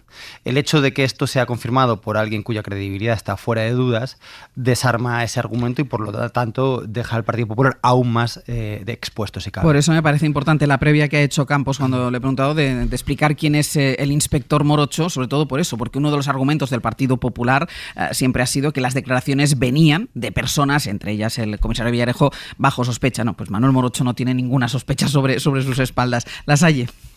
Sí, la verdad es que pone manifiesto pues que en el seno del Estado de Derecho pues deben perseguirse las conductas que evidentemente vulneran la legalidad y bueno, pues habrá que acreditarlo mediante testimonios de cargo como el que aporta el inspector, que son testimonios cualificados, si efectivamente todo lo que se está incorporando al sumario justifica la reprensión legal que deben sufrir los funcionarios y los políticos con responsabilidades institucionales que en ese momento ejercieron la función de ser altos cargos dentro del Ministerio del Interior. La verdad es que este tipo de acusaciones son extraordinariamente graves porque comprometen evidentemente la esencia misma del Estado de Derecho y los fundamentos morales y éticos que alimentan a una democracia liberal, ¿no? Y por tanto, pues me parece que esperemos que todo esto finalmente se resuelva y quien tenga que depurar responsabilidades lo haga finalmente con el escarnio público que corresponde en el seno de una democracia, ¿no? A mí lo de los martillazos del disco duro ya me parece una broma. os lo digo sinceramente, es decir, que desde la cúpula del Ministerio del Interior, que se supone que es el ministerio que vela por garantizar la seguridad de todos los españoles y porque las leyes se cumplan a través de los cuerpos y fuerzas de seguridad del Estado, se esté presionando y se esté invitando con dinero o con presiones a que un inspector no haga su trabajo, para que la investigación que salpica a la fuente del poder se tape o utilicen todos los recursos del Estado para que la verdad no salga a la luz, a mí, sinceramente, me parece, no que sea un escándalo, a mí me parece es que pone en tela de juicio no solo la honestidad, sino cómo el Partido Popular toma las instituciones y la democracia. Yo quiero recordar que no hace falta ir para atrás. En estos momentos en Murcia hay un gobierno que es un gobierno de tránsfugas, que el Partido Popular está ya fuera del pacto antitransfugismo y, por lo tanto, la corrupción institucionalizada sigue en las venas del Partido Popular. Y en este momento, a mí me parece, yo justo cuando estaba escuchando a Campos, que se estaba, pues que estaba contándolo de una forma como desde la sorpresa, ¿no? De que esto puede estar pasando en nuestro país hace nada. 4 días, efectivamente, con un juez también que está alucinando y con toda la audiencia que supongo que ahora también lo está haciendo, es que sí, estas personas es que no están en prisión. Bueno, sí, claro, Bárcenas sí, pero es que como decían mis compañeros, el descrédito de la fuente de Bárcenas y de Villarejo era la estrategia que el Partido Popular había seguido. ¿Qué? ¿Vais a creer a corruptos? ¿Ahora ellos van a ser fuente de ley? ¿Van a ser fuente de legitimidad? No, pues ahora tenemos a un señor, a un inspector que no ha sucumbido a todo vuestro intento de chantaje o de intento de compra y que está denunciando que vosotros desde el Ministerio estabais haciendo prácticas mafiosas para que no se supiera la verdad sobre vuestra financiación irregular. Lo hemos comentado ya en alguna ocasión, ¿eh? Resulta que esa persona que estaba al frente del Ministerio del Interior, al que acusan de todo esto que le estaba acusando, el inspector Morocho, ¿tiene una columna diaria o cómo es? Diaria. Tiene una columna diaria en un periódico, en el periódico La Razón, de la que evidentemente nunca habla de las acusaciones que recaen sobre su persona, pero que sí da lecciones éticas y morales habitualmente. Y ayer, después de todas estas revelaciones ante la audiencia, pues no escribió nada de eso, suele hacerlo, como dices, en cada revelación que hemos conocido de la Kitchen. En la de hoy, la lección ética, incluso una comparación que puede hasta chirriar, la hace sobre el franquismo y Pedro Sánchez. Escribe Fernández Díaz hoy en La Razón. La oposición al franquismo decía que el régimen se identificaba con España y convertía en antiespañoles a los contrarios a Franco. Sánchez ahora ha doblado la apuesta y son anticatalanes los que discrepan de Junqueras y de Puigdemont, escribe el exministro del Interior. Sánchez actúa como nuevo rey Sol. Y me recuerda ahora Miguel Ángel Campos que a Morocho cargos y exhartos cargos del Partido Popular le pusieron hasta 7 querellas en un intento de silenciarle. Lo mismo que querían hacer mandándole fuera de España, donde fuera, que aceptara un cargo donde quisiera, en una embajada en Cuántico en Estados Unidos, donde quisiera, para apartarle de la investigación de la Gürtel. Bueno, vamos a ver si este asunto que hoy abre, por ejemplo, la portada del País y que ha estado en la portada de Nuestro Abierto, está en la sesión de control al gobierno, está presente en la sesión de control al gobierno que va a empezar dentro de nada. Lo que seguro que va a estar en esa sesión de control al gobierno va a ser el tema de los indultos, pero también va a ser la figura del rey utilizada por el Partido Popular, utilizada por Isabel Díaz Ayuso desde el pasado domingo. Primero dijo lo que dijo, cuestionando el que el rey tuviera que firmar esos indultos. Parecía que había dado un paso atrás antes de ayer, pero ayer se reafirmó, y no solo eso, sino que arrastró a Pablo Casado en su discurso. Así que el rey, de alguna manera, está en boca de la derecha, del Partido Popular, pero también en boca de los independentistas. Pablo Tallón, buenos días. ¿Qué tal? Buenos días, Ángels. Los extremos casi que se tocan, porque hoy hay visita del rey a Barcelona, a Cataluña, por primera vez, desde que hay nuevo govern, y desde la Generalitat han estado ahí. Bueno, yo creo que se lo siguen sorteando, ya no, porque hay una ganadora que es la número 3 del govern que le va a tocar ir a esa cena, pero han estado pasándose la patata caliente unos a otros porque nadie quería ir a esa cena del Cercle d'Economia. Sí, casi a los palillos. Vivimos Exacto. Un día muy movido en Palau. Fue seguramente la primera distorsión importante dentro del govern entre Esquerra y Junts per Catalunya.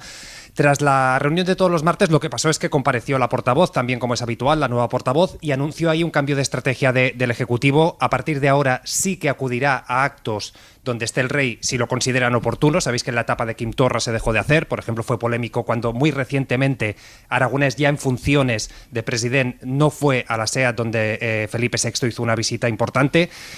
La sensación, a pesar de este cambio, es que esta foto nadie la quiere asumir, y la prueba de ello es que la misma portavoz en rueda de prensa anunció que Pere Aragonés no iría a la cena del Círculo de Economía, pero que sí que lo haría el número 2 del Ejecutivo, el vicepresidente Puigneró. Pues bien, poco después de este anuncio de playa, poco después de que así lo confirmara el equipo del vicepresidente, el mismo equipo del vicepresidente decía que no, que Aragonés se tenía que buscar otro conseller, que él no podía, que iba a mantener su agenda y por lo tanto no iba a ir al Círculo de Economía. Esto fue aplaudido por Junts per Catalunya. Se esforzó en dejar claro, pues bueno, que la cosa era una decisión de Aragonés, que en todo caso sería el mismo presidente quien tendría que decidir quién coincidiría en la cena con el rey, y esto abrió pues unas horas de una cierta incertidumbre en la que parecía que sí, que iba a haber alguien del Ejecutivo, pero no se sabía quién. Finalmente, como decías, fue Laura Vilagrá. Pero es que en paralelo, esto lo avanzó La Vanguardia y lo confirmó la SER, fuentes del Círculo de Economía afirmaban que el presidente del Círculo de Economía, que es quien organiza estas jornadas, Javier Faus, fue a Palau, fue para un tema que no tenía nada que ver con las jornadas, pero que sí que aprovechó para presionar. Dejó el mensaje de que era muy importante que a la recepción previa, la recepción que hay antes de esta cena, hubiera un miembro destacado del Govern, a ser posible Pere Aragonés. Desde Presidencia nos digan que esta presión haya surtido efecto. Dice que ellos ya habían decidido asistir, dicen que Aragonés lo suele hacer habitualmente, que el rey no va a condicionar la agenda del Govern, pero que el Govern no va a dejar de ocupar espacios de poder por el hecho de que también esté presente Felipe VI, y nos aseguran que, por ejemplo, en la cena del Mobile World Congress, que también se va a celebrar este mes, es posible que ahí sí que veamos la foto de presidente Pere Aragonés al lado del rey Felipe VI. Por lo tanto, estamos ante un giro importante en la estrategia de Govern, pero es verdad que también ha venido acompañada, primero, de toda una gesticulación y, segundo, pues de las primeras turbulencias dentro del Ejecutivo entre Esquerra y Junts per Catalunya. Iba a decir gesticulación que no pueden evitar los independentistas, no pueden evitar marcar el territorio, pero sobre todo eso que decías, Tallón, que es el primer roce entre los socios de Govern desde la constitución del nuevo Ejecutivo. Sí, porque es verdad que había habido mucha polémica con las cartas de Oriol Junqueras y de Jordi Sánchez, en la que Junqueras pues decía que la vía unilateral era inviable e indeseable. Eso generó mucho malestar, pero se generó a nivel de partido, a nivel de Parlamento, a nivel de ejecutivas. Pero es verdad que no se había trasladado hasta Govern, hasta Palau. De hecho, presumían mucho de hemos blindado bien el Govern. Pues ayer tuvimos una prueba de que blindado por todas partes parece que no está. Pablo, muchísimas gracias. Un abrazo. Hasta luego. La Salle no puede evitar el independentismo, esta gesticulación. Pues no la puede evitar, y es una pena porque estamos ante una cena protocolaria donde el rey comparece junto al presidente de Corea del Sur, un país muy significativo precisamente en términos tecnológicos y con una presencia empresarial importante de cara al futuro Mobile World Congress, que se va a celebrar en pocos días. Y evidentemente lo natural sería pues ya no solo obviar la posibilidad de una silla vacía, como afortunadamente se ha hecho, sino funcionar con normalidad. Yo soy miembro de la Junta del Cercle de Economía y se ha tratado por todos los medios de desplegar una actuación lo más institucional posible, en un trato pues exquisito con el presidente de la Generalitat, y yo creo que en este tipo de situaciones lo oportuno siempre es estar a la altura de las circunstancias.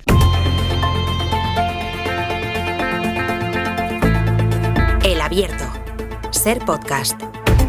Sonido en directo del Congreso de los Diputados, a punto de empezar esa sesión de control al Gobierno en el Congreso. Nieves Goicoechea, buenos días. Buenos días, Ángel. Seguro que con los indultos y el rey sobrevolando la sesión. Desde luego, es una sesión marcada por los indultos. Casado le va a preguntar por la unidad nacional. Es una sesión marcada también, Ángel, por las declaraciones de Isabel Díaz Ayuso y cómo viene a esta sesión también Pablo Casado, después de haberla rectificado ayer por primera vez. La segunda vez ya no lo ha hecho porque consideran que ya, pues era peor todavía hacerlo después de que Isabel Díaz Ayuso, digamos, que metiera al rey en el debate de los indultos, si tiene que firmar o no, y si está en tela de juicio su papel. Así que vamos a ver una sesión en la que ya veremos qué dice también Pedro Sánchez sobre esto, porque en Bruselas él dijo que le causaba extrañeza la opinión de Isabel Díaz Ayuso sobre este tema.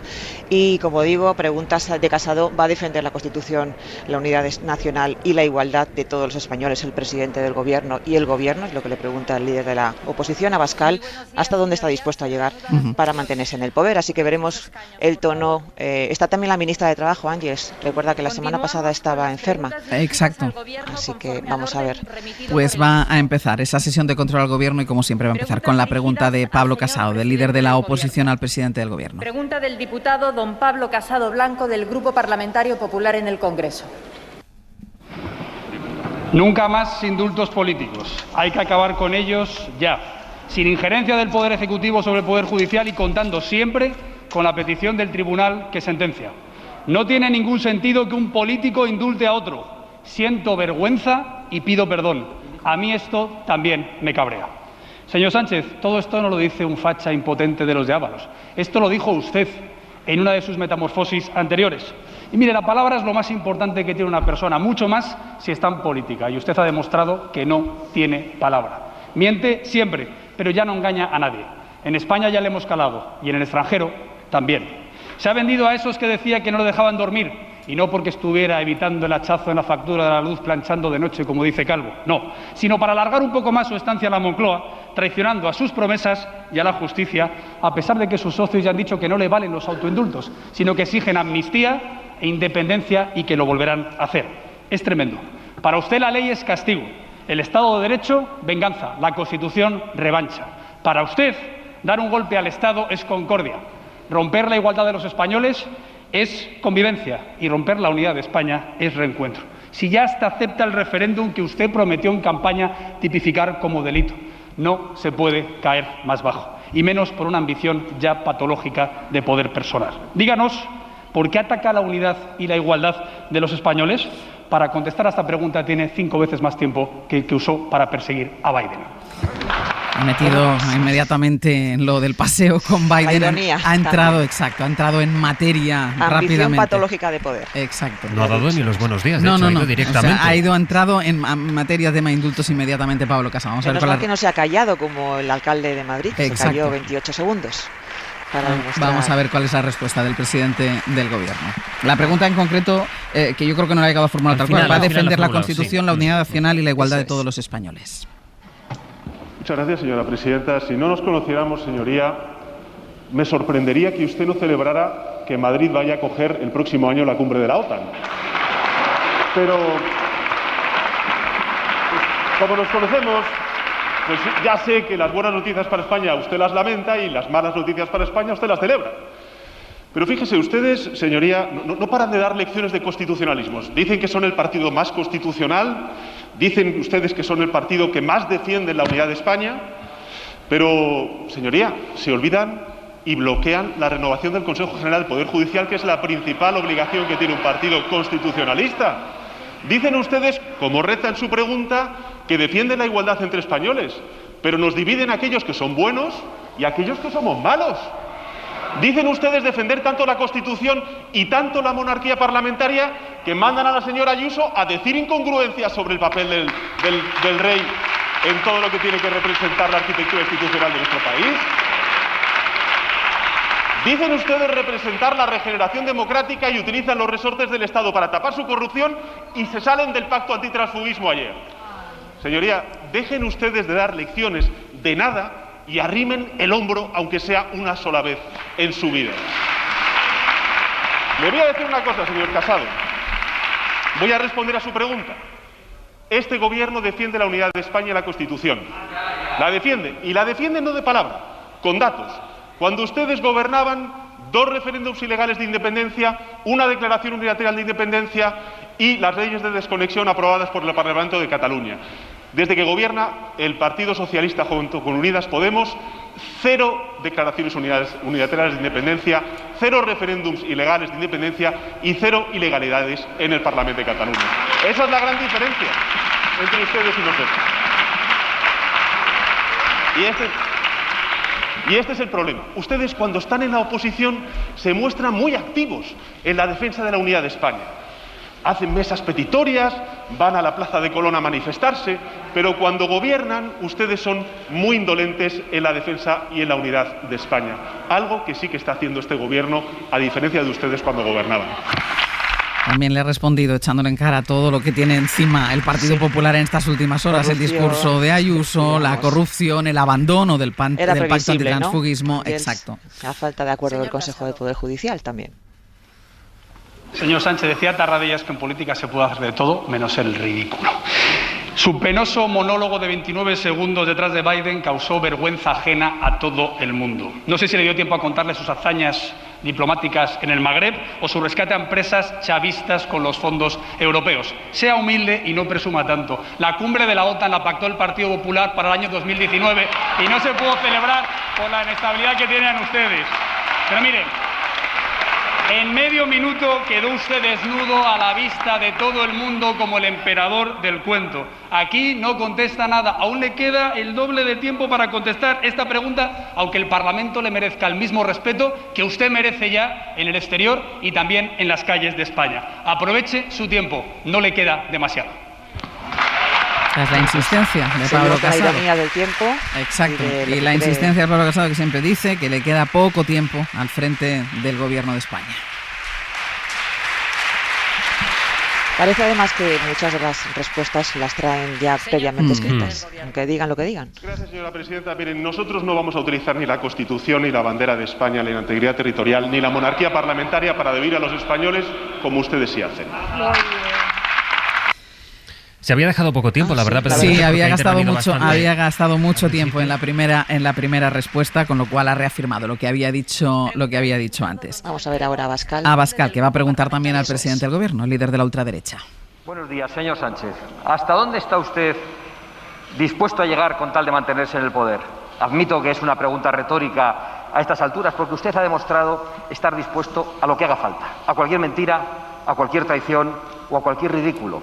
Usted ha demostrado desde el principio que su único principio es mantenerse en el poder a cualquier precio. Al precio de la mentira, en primer lugar. Lo voy a decir mientras esté en esta tribuna.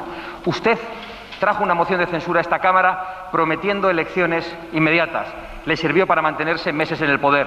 Después fue a las elecciones diciendo que sería el dique de contención del extremismo bolivariano y de las cartillas de racionamiento en España. 24 horas después tenía un pacto con el señor Pablo Iglesias.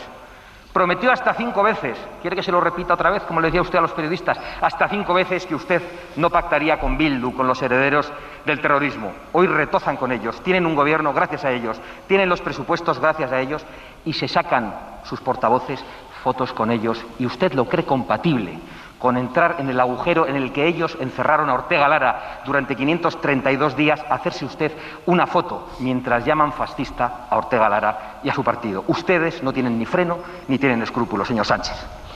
Al precio también de la traición, porque ustedes han traicionado todos sus juramentos al orden constitucional. Ustedes han traicionado al rey, ustedes han traicionado al Tribunal Supremo y a la justicia. Ustedes han traicionado al conjunto de los españoles honrados que cumplen las leyes, especialmente a los catalanes que padecieron el golpe del año 2017 con un indulto injustificado, un indulto no pedido por los condenados, que no han pedido perdón y que solo han mostrado el propósito de volver a delinquir. Este indulto le sitúa a usted no ya en la ilegitimidad, porque llegó cabalgando sobre la mentira, sino directamente en la ilegalidad. Y también, hemos de decírselo, al precio del ridículo, porque esos 30 segundos viéndole andar con el señor Biden y después escuchándole hablar de cumbre bilateral, pues imagino que esta pregunta a usted le debe parecer como la guerra de los 100 años, señor Sánchez. Un suplicio que va a tener que aguantar mientras se atrinchere en el poder a cualquier precio, comerciando con los derechos de los españoles y entregándoselos a los enemigos de España. Usted acabará pagando por ello, señor Sánchez, y esperemos que sea delante de un tribunal. Bueno, una intervención del líder de la ultraderecha plagada de mentiras, que es lo habitual. Eso es, y además también inmiscuye al rey, como ha hecho el Exacto, flaco favor hace la monarquía. Ayuso, eso es, así que bastante parecida a algunas frases a las de la presidenta de la comunidad. Señor presidente del Gobierno. Muchas gracias, señora presidenta. Gracias, señora Abascal, por sus siempre constructivas intervenciones y siempre positivas y respetuosas. Tengo un problema con usted, y es que en muchas ocasiones cuando le escucho considero que usted parte de una premisa, y hasta incluso desde un punto de vista elíptico, usted viene a plantear algo así como que este es un gobierno ilegítimo, por tanto este es un parlamento ilegítimo, que tiene, bueno, pues unos resortes y unos apoyos este gobierno absolutamente ilegítimos. En definitiva, señoría, esto es lo que pasa con ustedes, que esa es la visión que tienen de España, una visión en la que solamente caben ustedes, sus compañeros de viaje del Partido Popular y el resto, pues sencillamente o no somos legítimos o deberíamos estar ilegalizados. Pero fíjese, la España constitucional es todo lo contrario a lo que ustedes representan, señoría. No deja de ser bastante curioso que usted trate de darnos lecciones de constitucionalismo, de tachar como ilegítimos a grupos parlamentarios que están aquí, cuando ustedes son los herederos de aquellos que añoran los años de hace 80 años, como usted en otras ocasiones ha venido a decir. Ustedes son los que añoran el franquismo, y aquí hay personas que han defendido la democracia y son hijos y nietos de personas que defendieron la democracia y que trajeron la Constitución y el gran acuerdo que representa la Constitución española. Esa es la gran diferencia entre ustedes y nosotros. En todo caso, habrá que reconocer, señoría, que en Cataluña existe un problema de convivencia. ¿O es que no existe un problema de convivencia? ¿O es que no existe un problema político que tengamos que resolver? ¿Cuál es su solución? Ya sabemos cuál es la solución del Partido Popular, ninguna. ¿Pero la suya cuál es? ¿La de hace 80 años? ¿Esa es la solución que usted propone para Cataluña? Pues nosotros, ¿qué proponemos? Proponemos lo que nos dice la Constitución. No es solamente en su escrito, sino también en su espíritu. Nos dice que tenemos que propiciar el diálogo, que tenemos que propiciar el acuerdo, que tenemos que negociar dentro de la legalidad democrática, dentro del respeto a la Constitución española, para garantizar y salvaguardar la integridad territorial y la unidad de España, que el gobierno del Partido Popular, con su indolencia, también puso en cuestión hace 4 años. Y eso es lo que vamos a hacer, señoría. Evidentemente ustedes tienen otra propuesta, y esa propuesta efectivamente es la de hace 40 años, no, la de hace 80 años. La nuestra es la Constitución española, la defensa de los valores constitucionales, entre los que se encuentra, señoría, la concordia y la convivencia. Parece que está dispuesto Pedro Sánchez a gastar todos los minutos en la primera respuesta. Lo ha hecho con Pablo Casado y lo está haciendo ahora con Santiago Abascal, que tampoco no sé si le queda mucho para su turno de réplica, porque también ha utilizado mucho. Nada, señor Sánchez, le prestamos los 7 segundos para su próxima cumbre bilateral, que seguro que los aprovecha bien. Muchas gracias. Pues 7 segundos le quedaban. Exacto. Son 2 minutos y medio por portavoz en el Congreso. No sé si... Vamos a ver si no haya nada más que decir, si había dicho todo. Exacto, si le queda algo al presidente del Gobierno que no creo. Señor presidente del Gobierno. Pues le agradezco la generosidad, señoría. En todo caso, nosotros reivindicaremos la España que mira hacia adelante y no la España en blanco y negro que ustedes reivindican.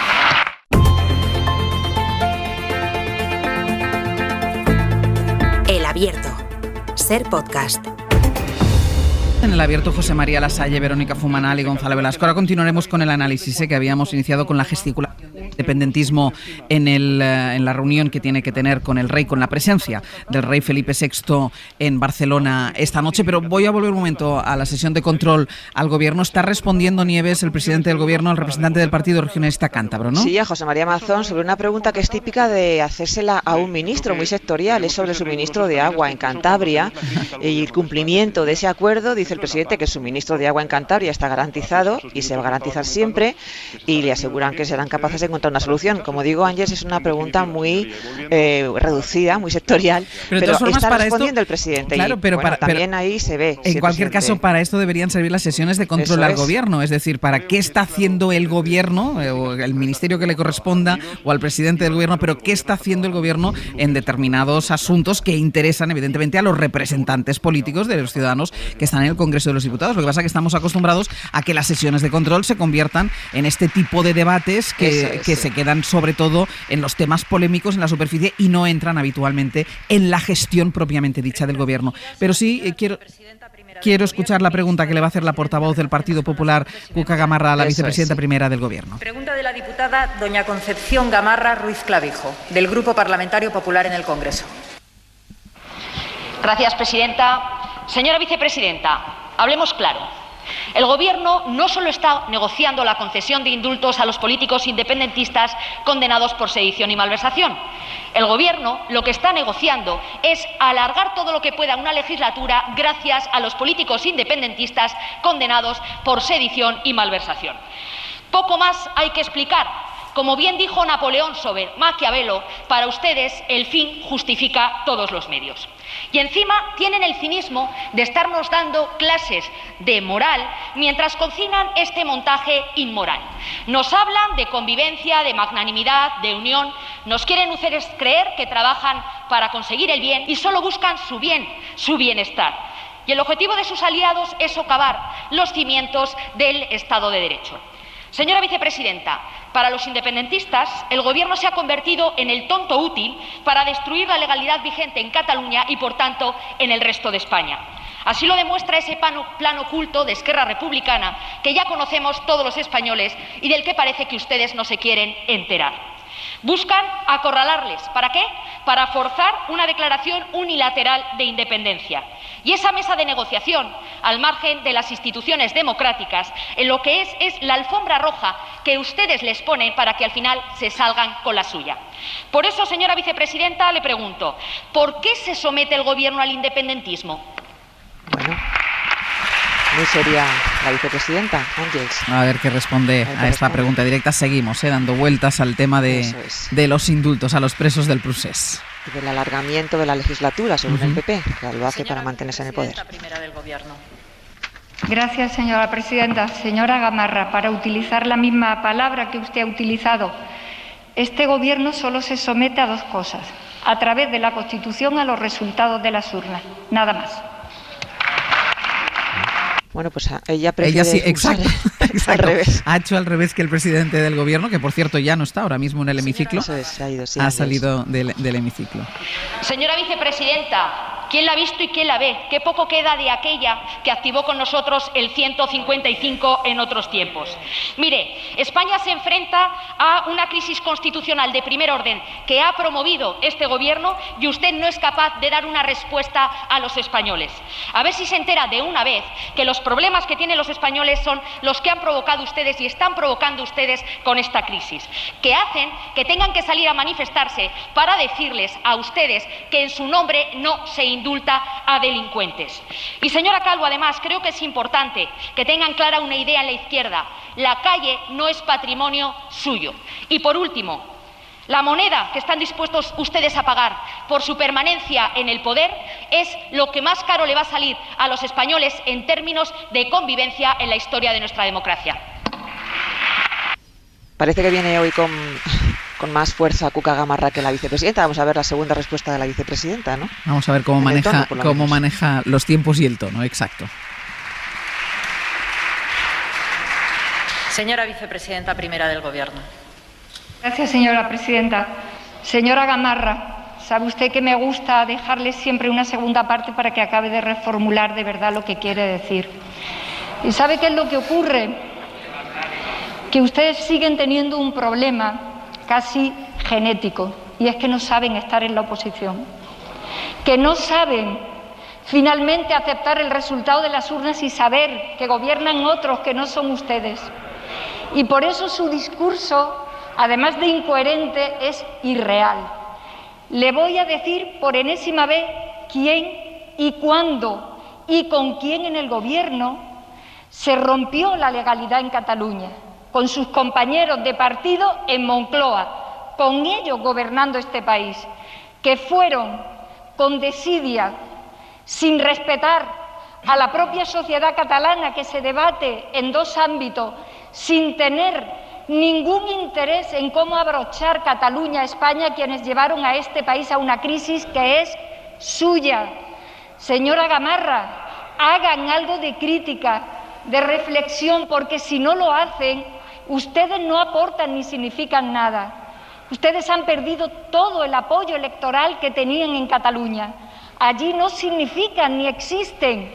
¿Qué clase de proyecto tienen para España si no pintan nada, ni en el País Vasco, ni en Cataluña? Cuando hablan ustedes de la unidad territorial de España, no son creíbles. Y no son creíbles porque, utilizando su propia palabra, están sometidos a la ultraderecha.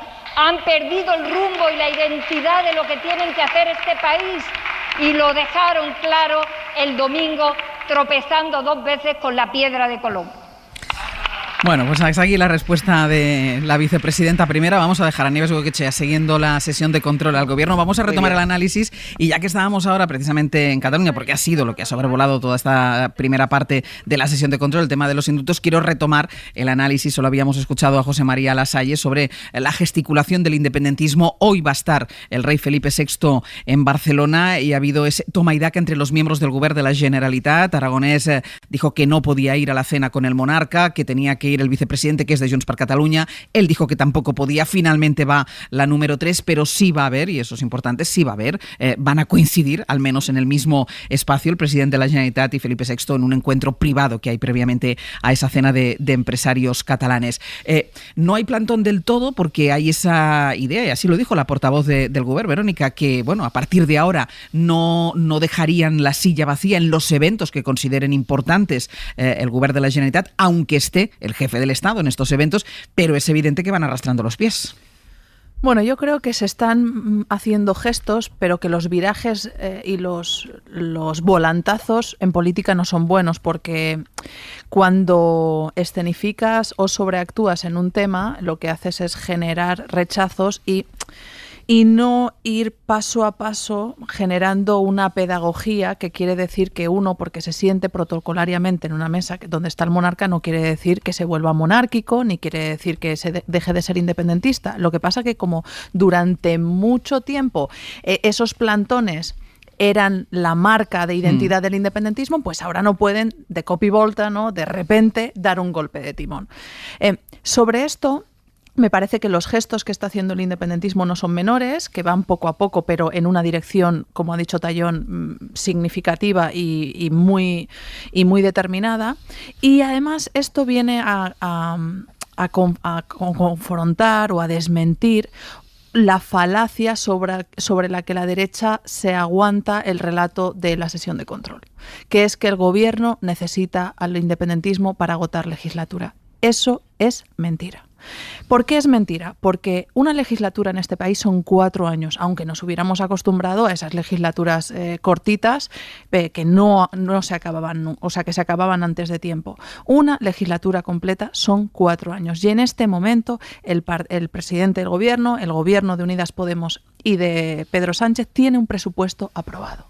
Quiere decir que con este presupuesto, es verdad que de una forma más debilitada podría llegar sin el apoyo de los independentistas y, por lo tanto, que si el independentismo institucional en Cataluña y el Gobierno de España están haciendo gestos, no es porque ahora se necesiten unos a otros, sino porque hay una voluntad política de que esa fractura que partió por la mitad la sociedad catalana y la sociedad catalana con el conjunto de España se vaya poco a poco, y esto hay que tener paciencia y todos los oyentes lo tienen que saber, poco a poco, redirigiendo hacia una convivencia, que no quiere decir que el independentismo deje de ser independentista y no quiere decir que la unidad de España deje de ser el valor fundamental que defiende el gobierno. Gonzalo. Sí, bueno, una cosa es un gesto, otra cosa es la gesticulación, otra son los aspavientos, ¿no? Claro, cuando un gesto se repite una y otra vez hasta la saciedad, parece que deja de tener el significado o la resonancia social que pudo tener en un momento, ¿no? En este caso, bueno, pues los desplantes al rey, a la figura de la jefatura del Estado, pues por habituales de algún modo dejan de tener ese primer significado que tuvieron, que fundamentalmente se basaba en un desacuerdo bastante fundado, en cierto modo, con el discurso después del 1 de octubre, ¿no? Yo creo que estoy de acuerdo aquí con lo que afirma Verónica, ¿no? Claro, no vamos a dejar de ver estas gesticulaciones, por lo menos por la parte del Govern de Junts per Catalunya, ¿no? Lo vamos a ver como un run-run, como una especie de retahíla, algo que se repite siempre, algo a lo que no se puede renunciar. Pero eso no significa que siga teniendo el significado, la fuerza que tenía al inicio, que es a lo que iba, ¿no? Y en ese sentido, bueno, no podemos esperar del Govern y del bloque independentista significados claros, definitivos, unívocos, rectificaciones, cambios de rumbo. Tenemos que interpretarlos como, bueno, pequeñas idas y venidas, pero que a un nivel de matiz que puede resultar un poco exasperante, eso es así, suponen un cierto cambio de sentido, ¿no? Y esto es un poco a lo que creo que estamos asistiendo. De tal manera que, bueno, es noticia, pero no es una noticia tan significativa como lo pudo ser en otros momentos. Quizás sea más noticia hasta en cierto punto que, bueno, que efectivamente Esquerra Republicana y Pere Aragonés van a tener un dolor de cabeza y que a la mínima ocasión pues les van a montar el numerito, ¿no? Para, bueno, de nuevo disputar ese espacio simbólico de quién es más independentista o quién es más crítico con las figuras del Estado, ¿no? Pero bueno, creo que, digamos, entra dentro de una normalidad y de una transición lenta hacia la posibilidad de una nueva entidad. Lasalle, no sé si quieres añadir algo, que te he interrumpido antes. No, nada. No, estoy totalmente de acuerdo con los planteamientos que han hecho tanto Verónica como Gonzalo, ¿no? Yo creo que sí es verdad que hay una cierta distorsión en el hecho de que, bueno, el rey está compareciendo en una cena junto al presidente de Corea del Sur. Y es verdad que, bueno, Corea es, insisto, un país con un peso específico dentro de la organización del Mobile World Congress. Están ahí, de alguna manera, proyectando la antesala de lo que va a ser el encuentro dentro de unos días, cuando se produzca la inauguración del Mobile, y en la cena protocolaria estará evidentemente el presidente de la Generalitat, como estará la alcaldesa de Barcelona, y evidentemente estará el rey, como siempre ha sido así, ¿no? Entonces, bueno, si uno quiere mantener una cierta coherencia institucional e ir superando este tipo de distorsiones en los mensajes, que insisto, se están produciendo avances evidentes en todo el debate que tenemos sobre la mesa, pues bueno, yo creo siempre en estos temas la coherencia debe ser más impulsada que obstaculizada, ¿no? Ser Podcast.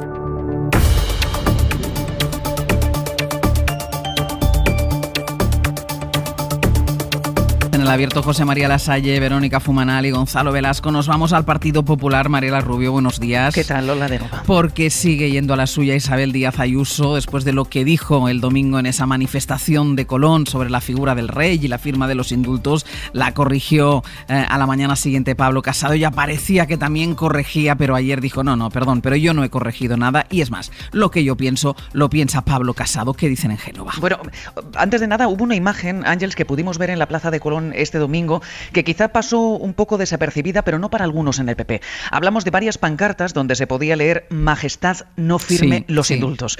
Un partido de gobierno, de Estado, no puede dar oxígeno, es lo que dicen en Génova, a una corriente que contempla como factible la posibilidad de que el rey no firme, porque supondría, dicen, achicharrar a la institución cuando haga lo que no puede evitar hacer, que es firmar.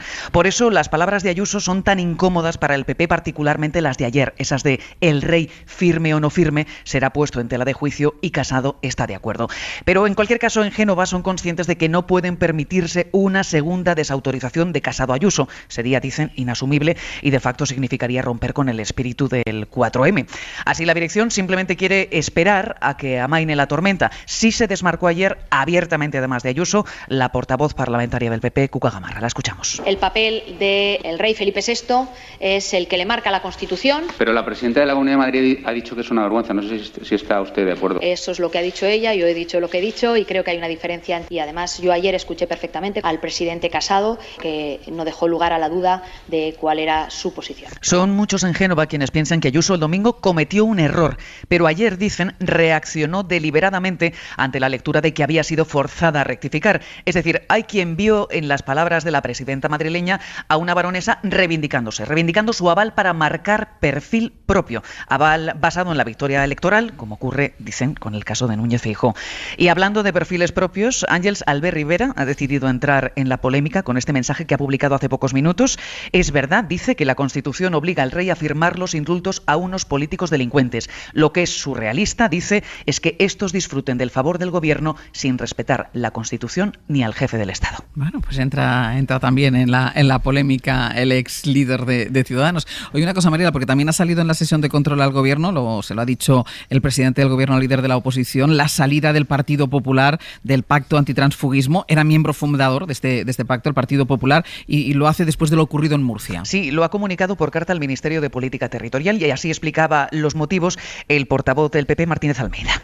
simplemente plantear que el pacto antitransfugismo debería tener un carácter institucional, apartidista y no carácter partidista, y por tanto que se use y abuse del mismo en función de cuál sea el partido al que le corresponda en cada momento enjuiciar un determinado supuesto. Esa supuesta imparcialidad es, como decías, la calificación de transfugismo de lo que sucedió en Murcia. El PP asegura que está fuera del pacto desde el 8 de abril. De esta forma, Génova argumenta que no sería válida la resolución de este órgano, con fecha 27 de mayo, en la que se decretó que son tránsfugas tanto el presidente de Murcia, Fernando López Miras, del PP, como los 4 diputados naranjas que hicieron fracasar en el último minuto la moción de censura. Además, esto tiene una segunda implicación, y es lo que está sucediendo en el Ayuntamiento de Granada, donde, recordamos, 2 concejales naranjas han abandonado el partido tras la ruptura con el PP, y estos pueden ser claves para dar el consistorio a los populares. Mariela, gracias. A vosotros. Sobre el discurso de Isabel Díaz Ayuso, Lasalle, situación delicada para la cúpula, para el presidente del partido, para Pablo Casado, porque, como decía Mariela, no quieren desautorizar por segunda vez a Isabel Díaz Ayuso,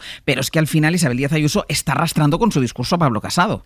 Sí, hay un pulso inconsciente por parte de, o consciente, no lo sé, Iba a decir, por parte de... ¿estás seguro que es inconsciente? Isabel Díaz Ayuso. Bueno, yo creo que hay el reconocimiento de que ella misma empieza a considerarse con un peso específico muy claro dentro de lo que es el Partido Popular en estos momentos, después de la victoria lograda en Madrid, y quiere reivindicarse. Siente mal que alguien le corrija desde Génova, y eso es lo que ha proyectado, yo creo, ¿no? Es verdad que es un error absurdo, porque cualquiera sabe que en una monarquía parlamentaria el rey reina, pero no gobierna, y precisamente el gobierno se pone de manifiesto en la obligación que tiene el rey a la hora de sancionar las leyes y las normas jurídicas, ¿no? Y además está obligado constitucionalmente a ello, de acuerdo con el artículo 62. Por tanto, algo que se sabe cuando se estudia Derecho Constitucional y que debe interiorizar claramente cualquier político en activo, en la medida en que asume evidentemente una representación institucional, pues resulta sorprendente que se obvíe por parte de alguien con la representación y el peso específico que tiene ser presidente de la Comunidad de Madrid, ¿no? Y esto es lo sorprendente. Y el mantenella y no enmendalla, esta actitud, pues yo creo que entra también en esa variante personal ya de creerse realmente como una figura mucho más relevante de lo que era hace 2 años a raíz de las elecciones del pasado 4 de mayo, ¿no? Claro, que yo no sé, Verónica, si es tanto un error, decía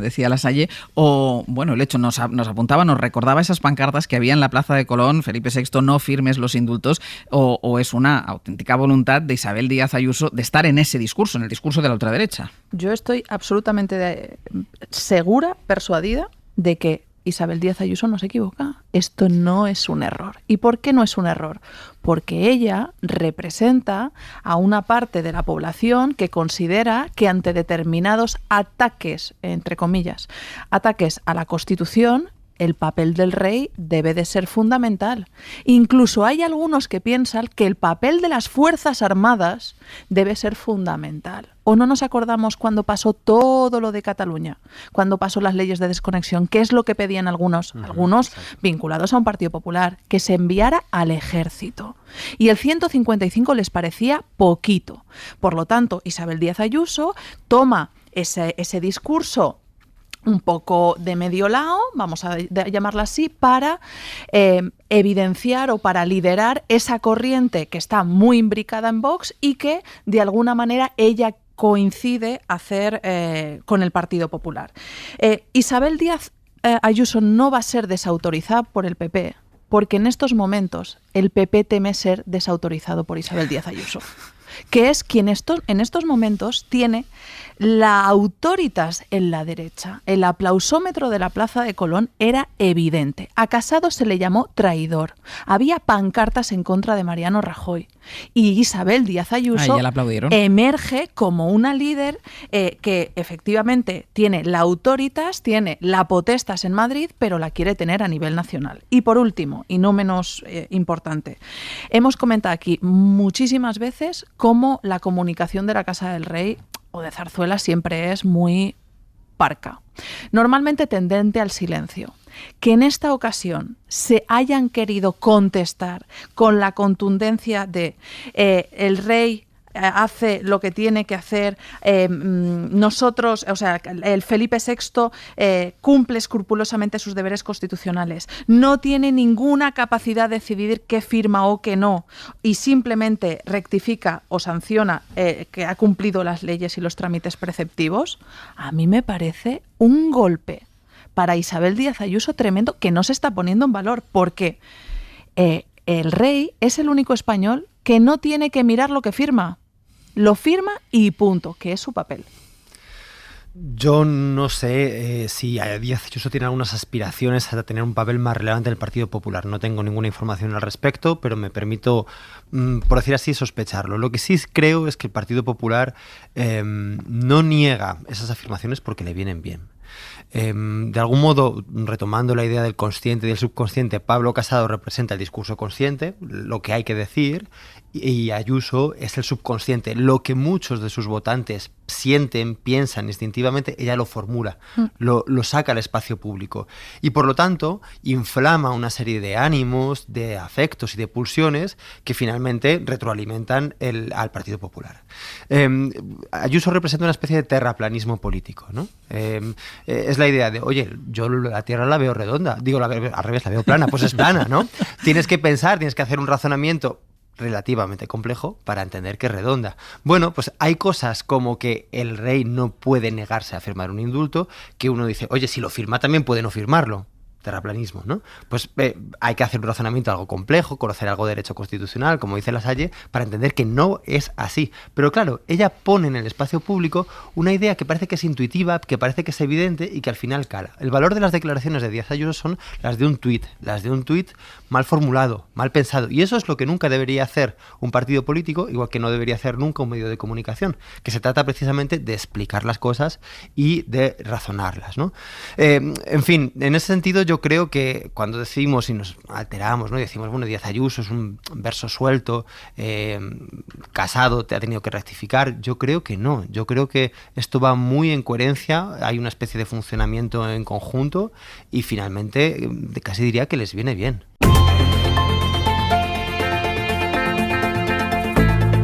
El Abierto, Ser Podcast. En el Abierto, José María Lasalle, Verónica Fumanal, Gonzalo Velasco. Sigue, como pueden escuchar, en el Congreso de los Diputados la sesión de control al Gobierno. Es la vicepresidenta, tercera ministra de Trabajo, Yolanda Díaz, quien está respondiendo ahora. Nieves, no sé a quién está respondiendo. Está respondiendo Ángeles a Teodoro García Egea, que le ha dicho a la vicepresidenta que nos indulte a los españoles del gobierno más desastroso de la historia. Le ha preguntado por la subida de la luz y ella le ha respondido que el gobierno del PP anterior hizo 30 subidas de impuestos en España. Así que en eso estamos. En eso estamos. Oye, no, Nieves, que quería aprovechar que estabas ahí, porque hemos visto cómo antes se ha ido el presidente del gobierno. Veo que ahora tampoco no está la vicepresidenta primera, ya después de haber respondido a las preguntas que le tocaban. No sé si sobre todo el presidente del gobierno se ha ido a preparar la reunión con Ursula von der Leyen, que recordemos hoy visita España y trae debajo del brazo el visto bueno al plan de recuperación. Sí, von der Leyen entrega la evaluación de este plan, Ángeles, en persona dentro de la gira europea que está haciendo y va a hacer. El Ejecutivo espera que a mitad de julio pueda acceder a los anticipos de los fondos que nos van a tocar, unos 9.000 millones de euros primero, lo que supone un alivio para el Ministerio de Hacienda, porque ahora todos los ministerios, Ángeles, ya están haciendo las cuentas de ingresos y gastos para el año que viene y el resto de los años con parte de estos fondos. Así que están muy satisfechos en el Ejecutivo porque España se encuentra en ese lote de 5 primeros países con el visto bueno de la Comisión. Distintos ministerios han asegurado a la cadena SER que han tenido que pasar un examen muy exhaustivo, Ángel, sobre todo en sostenibilidad e impacto ambiental de las inversiones que se van a hacer en los próximos años. Por eso conceden mucha importancia en el Ejecutivo a ese visto bueno de la Comisión. Así que Sánchez y Von der Leyen van a hablar de todo esto y después comparecerán además juntos en la rueda de prensa. Cree el Gobierno que este respaldo además le permite enfocar la legislatura hacia la recuperación económica y también tener una mayor fortaleza política, ¿no?, frente a la oposición, que dice el Gobierno que ellos están en la oposición en otros temas. Y una vez aprobado está previsto que el dinero llegue más pronto que tarde, ¿no? Eso es, el Gobierno espera que ese anticipo de los fondos, esos 9.000 millones, puedan llegar más o menos en torno a julio-agosto.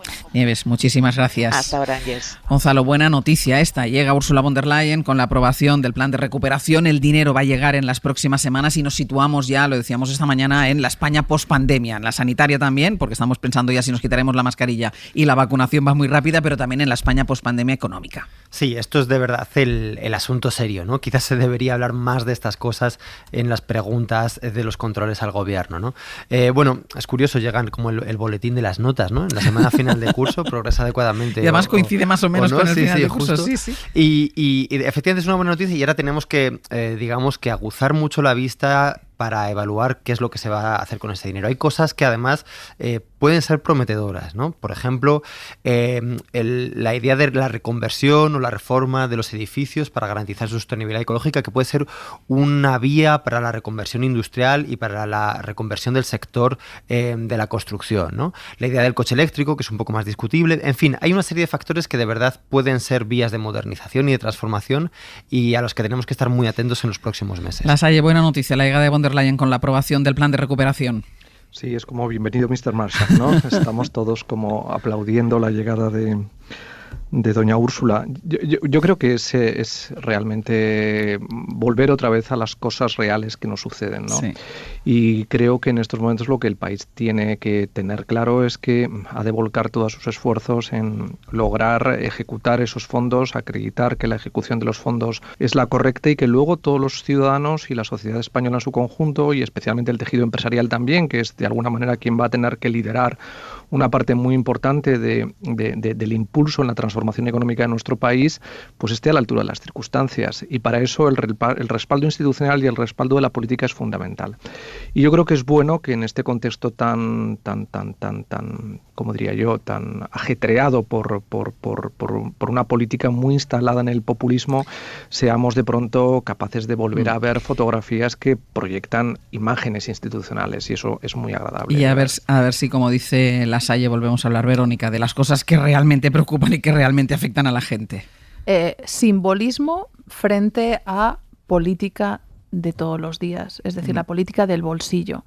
El indulto estaría en el plano simbólico y eso, en mi opinión, se quedará en este curso y empezaremos septiembre con una política mucho más realista, mucho más económica y que va a suponer el inicio de una nueva legislatura. Tenemos que empezar a pensar en septiembre ya, cuando la vacunación llegue a ese umbral que quería el gobierno, ese 70% de la población vacunada a finales de agosto, con lo que puede suponer para el cambio de vida al que estamos acostumbrados en el último año y medio y también en la recuperación económica.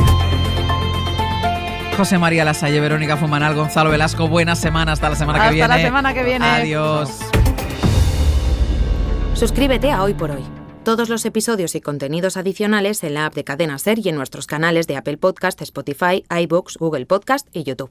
Escúchanos en directo en la SER de lunes a viernes a las 6 de la mañana. Cadena SER. La radio.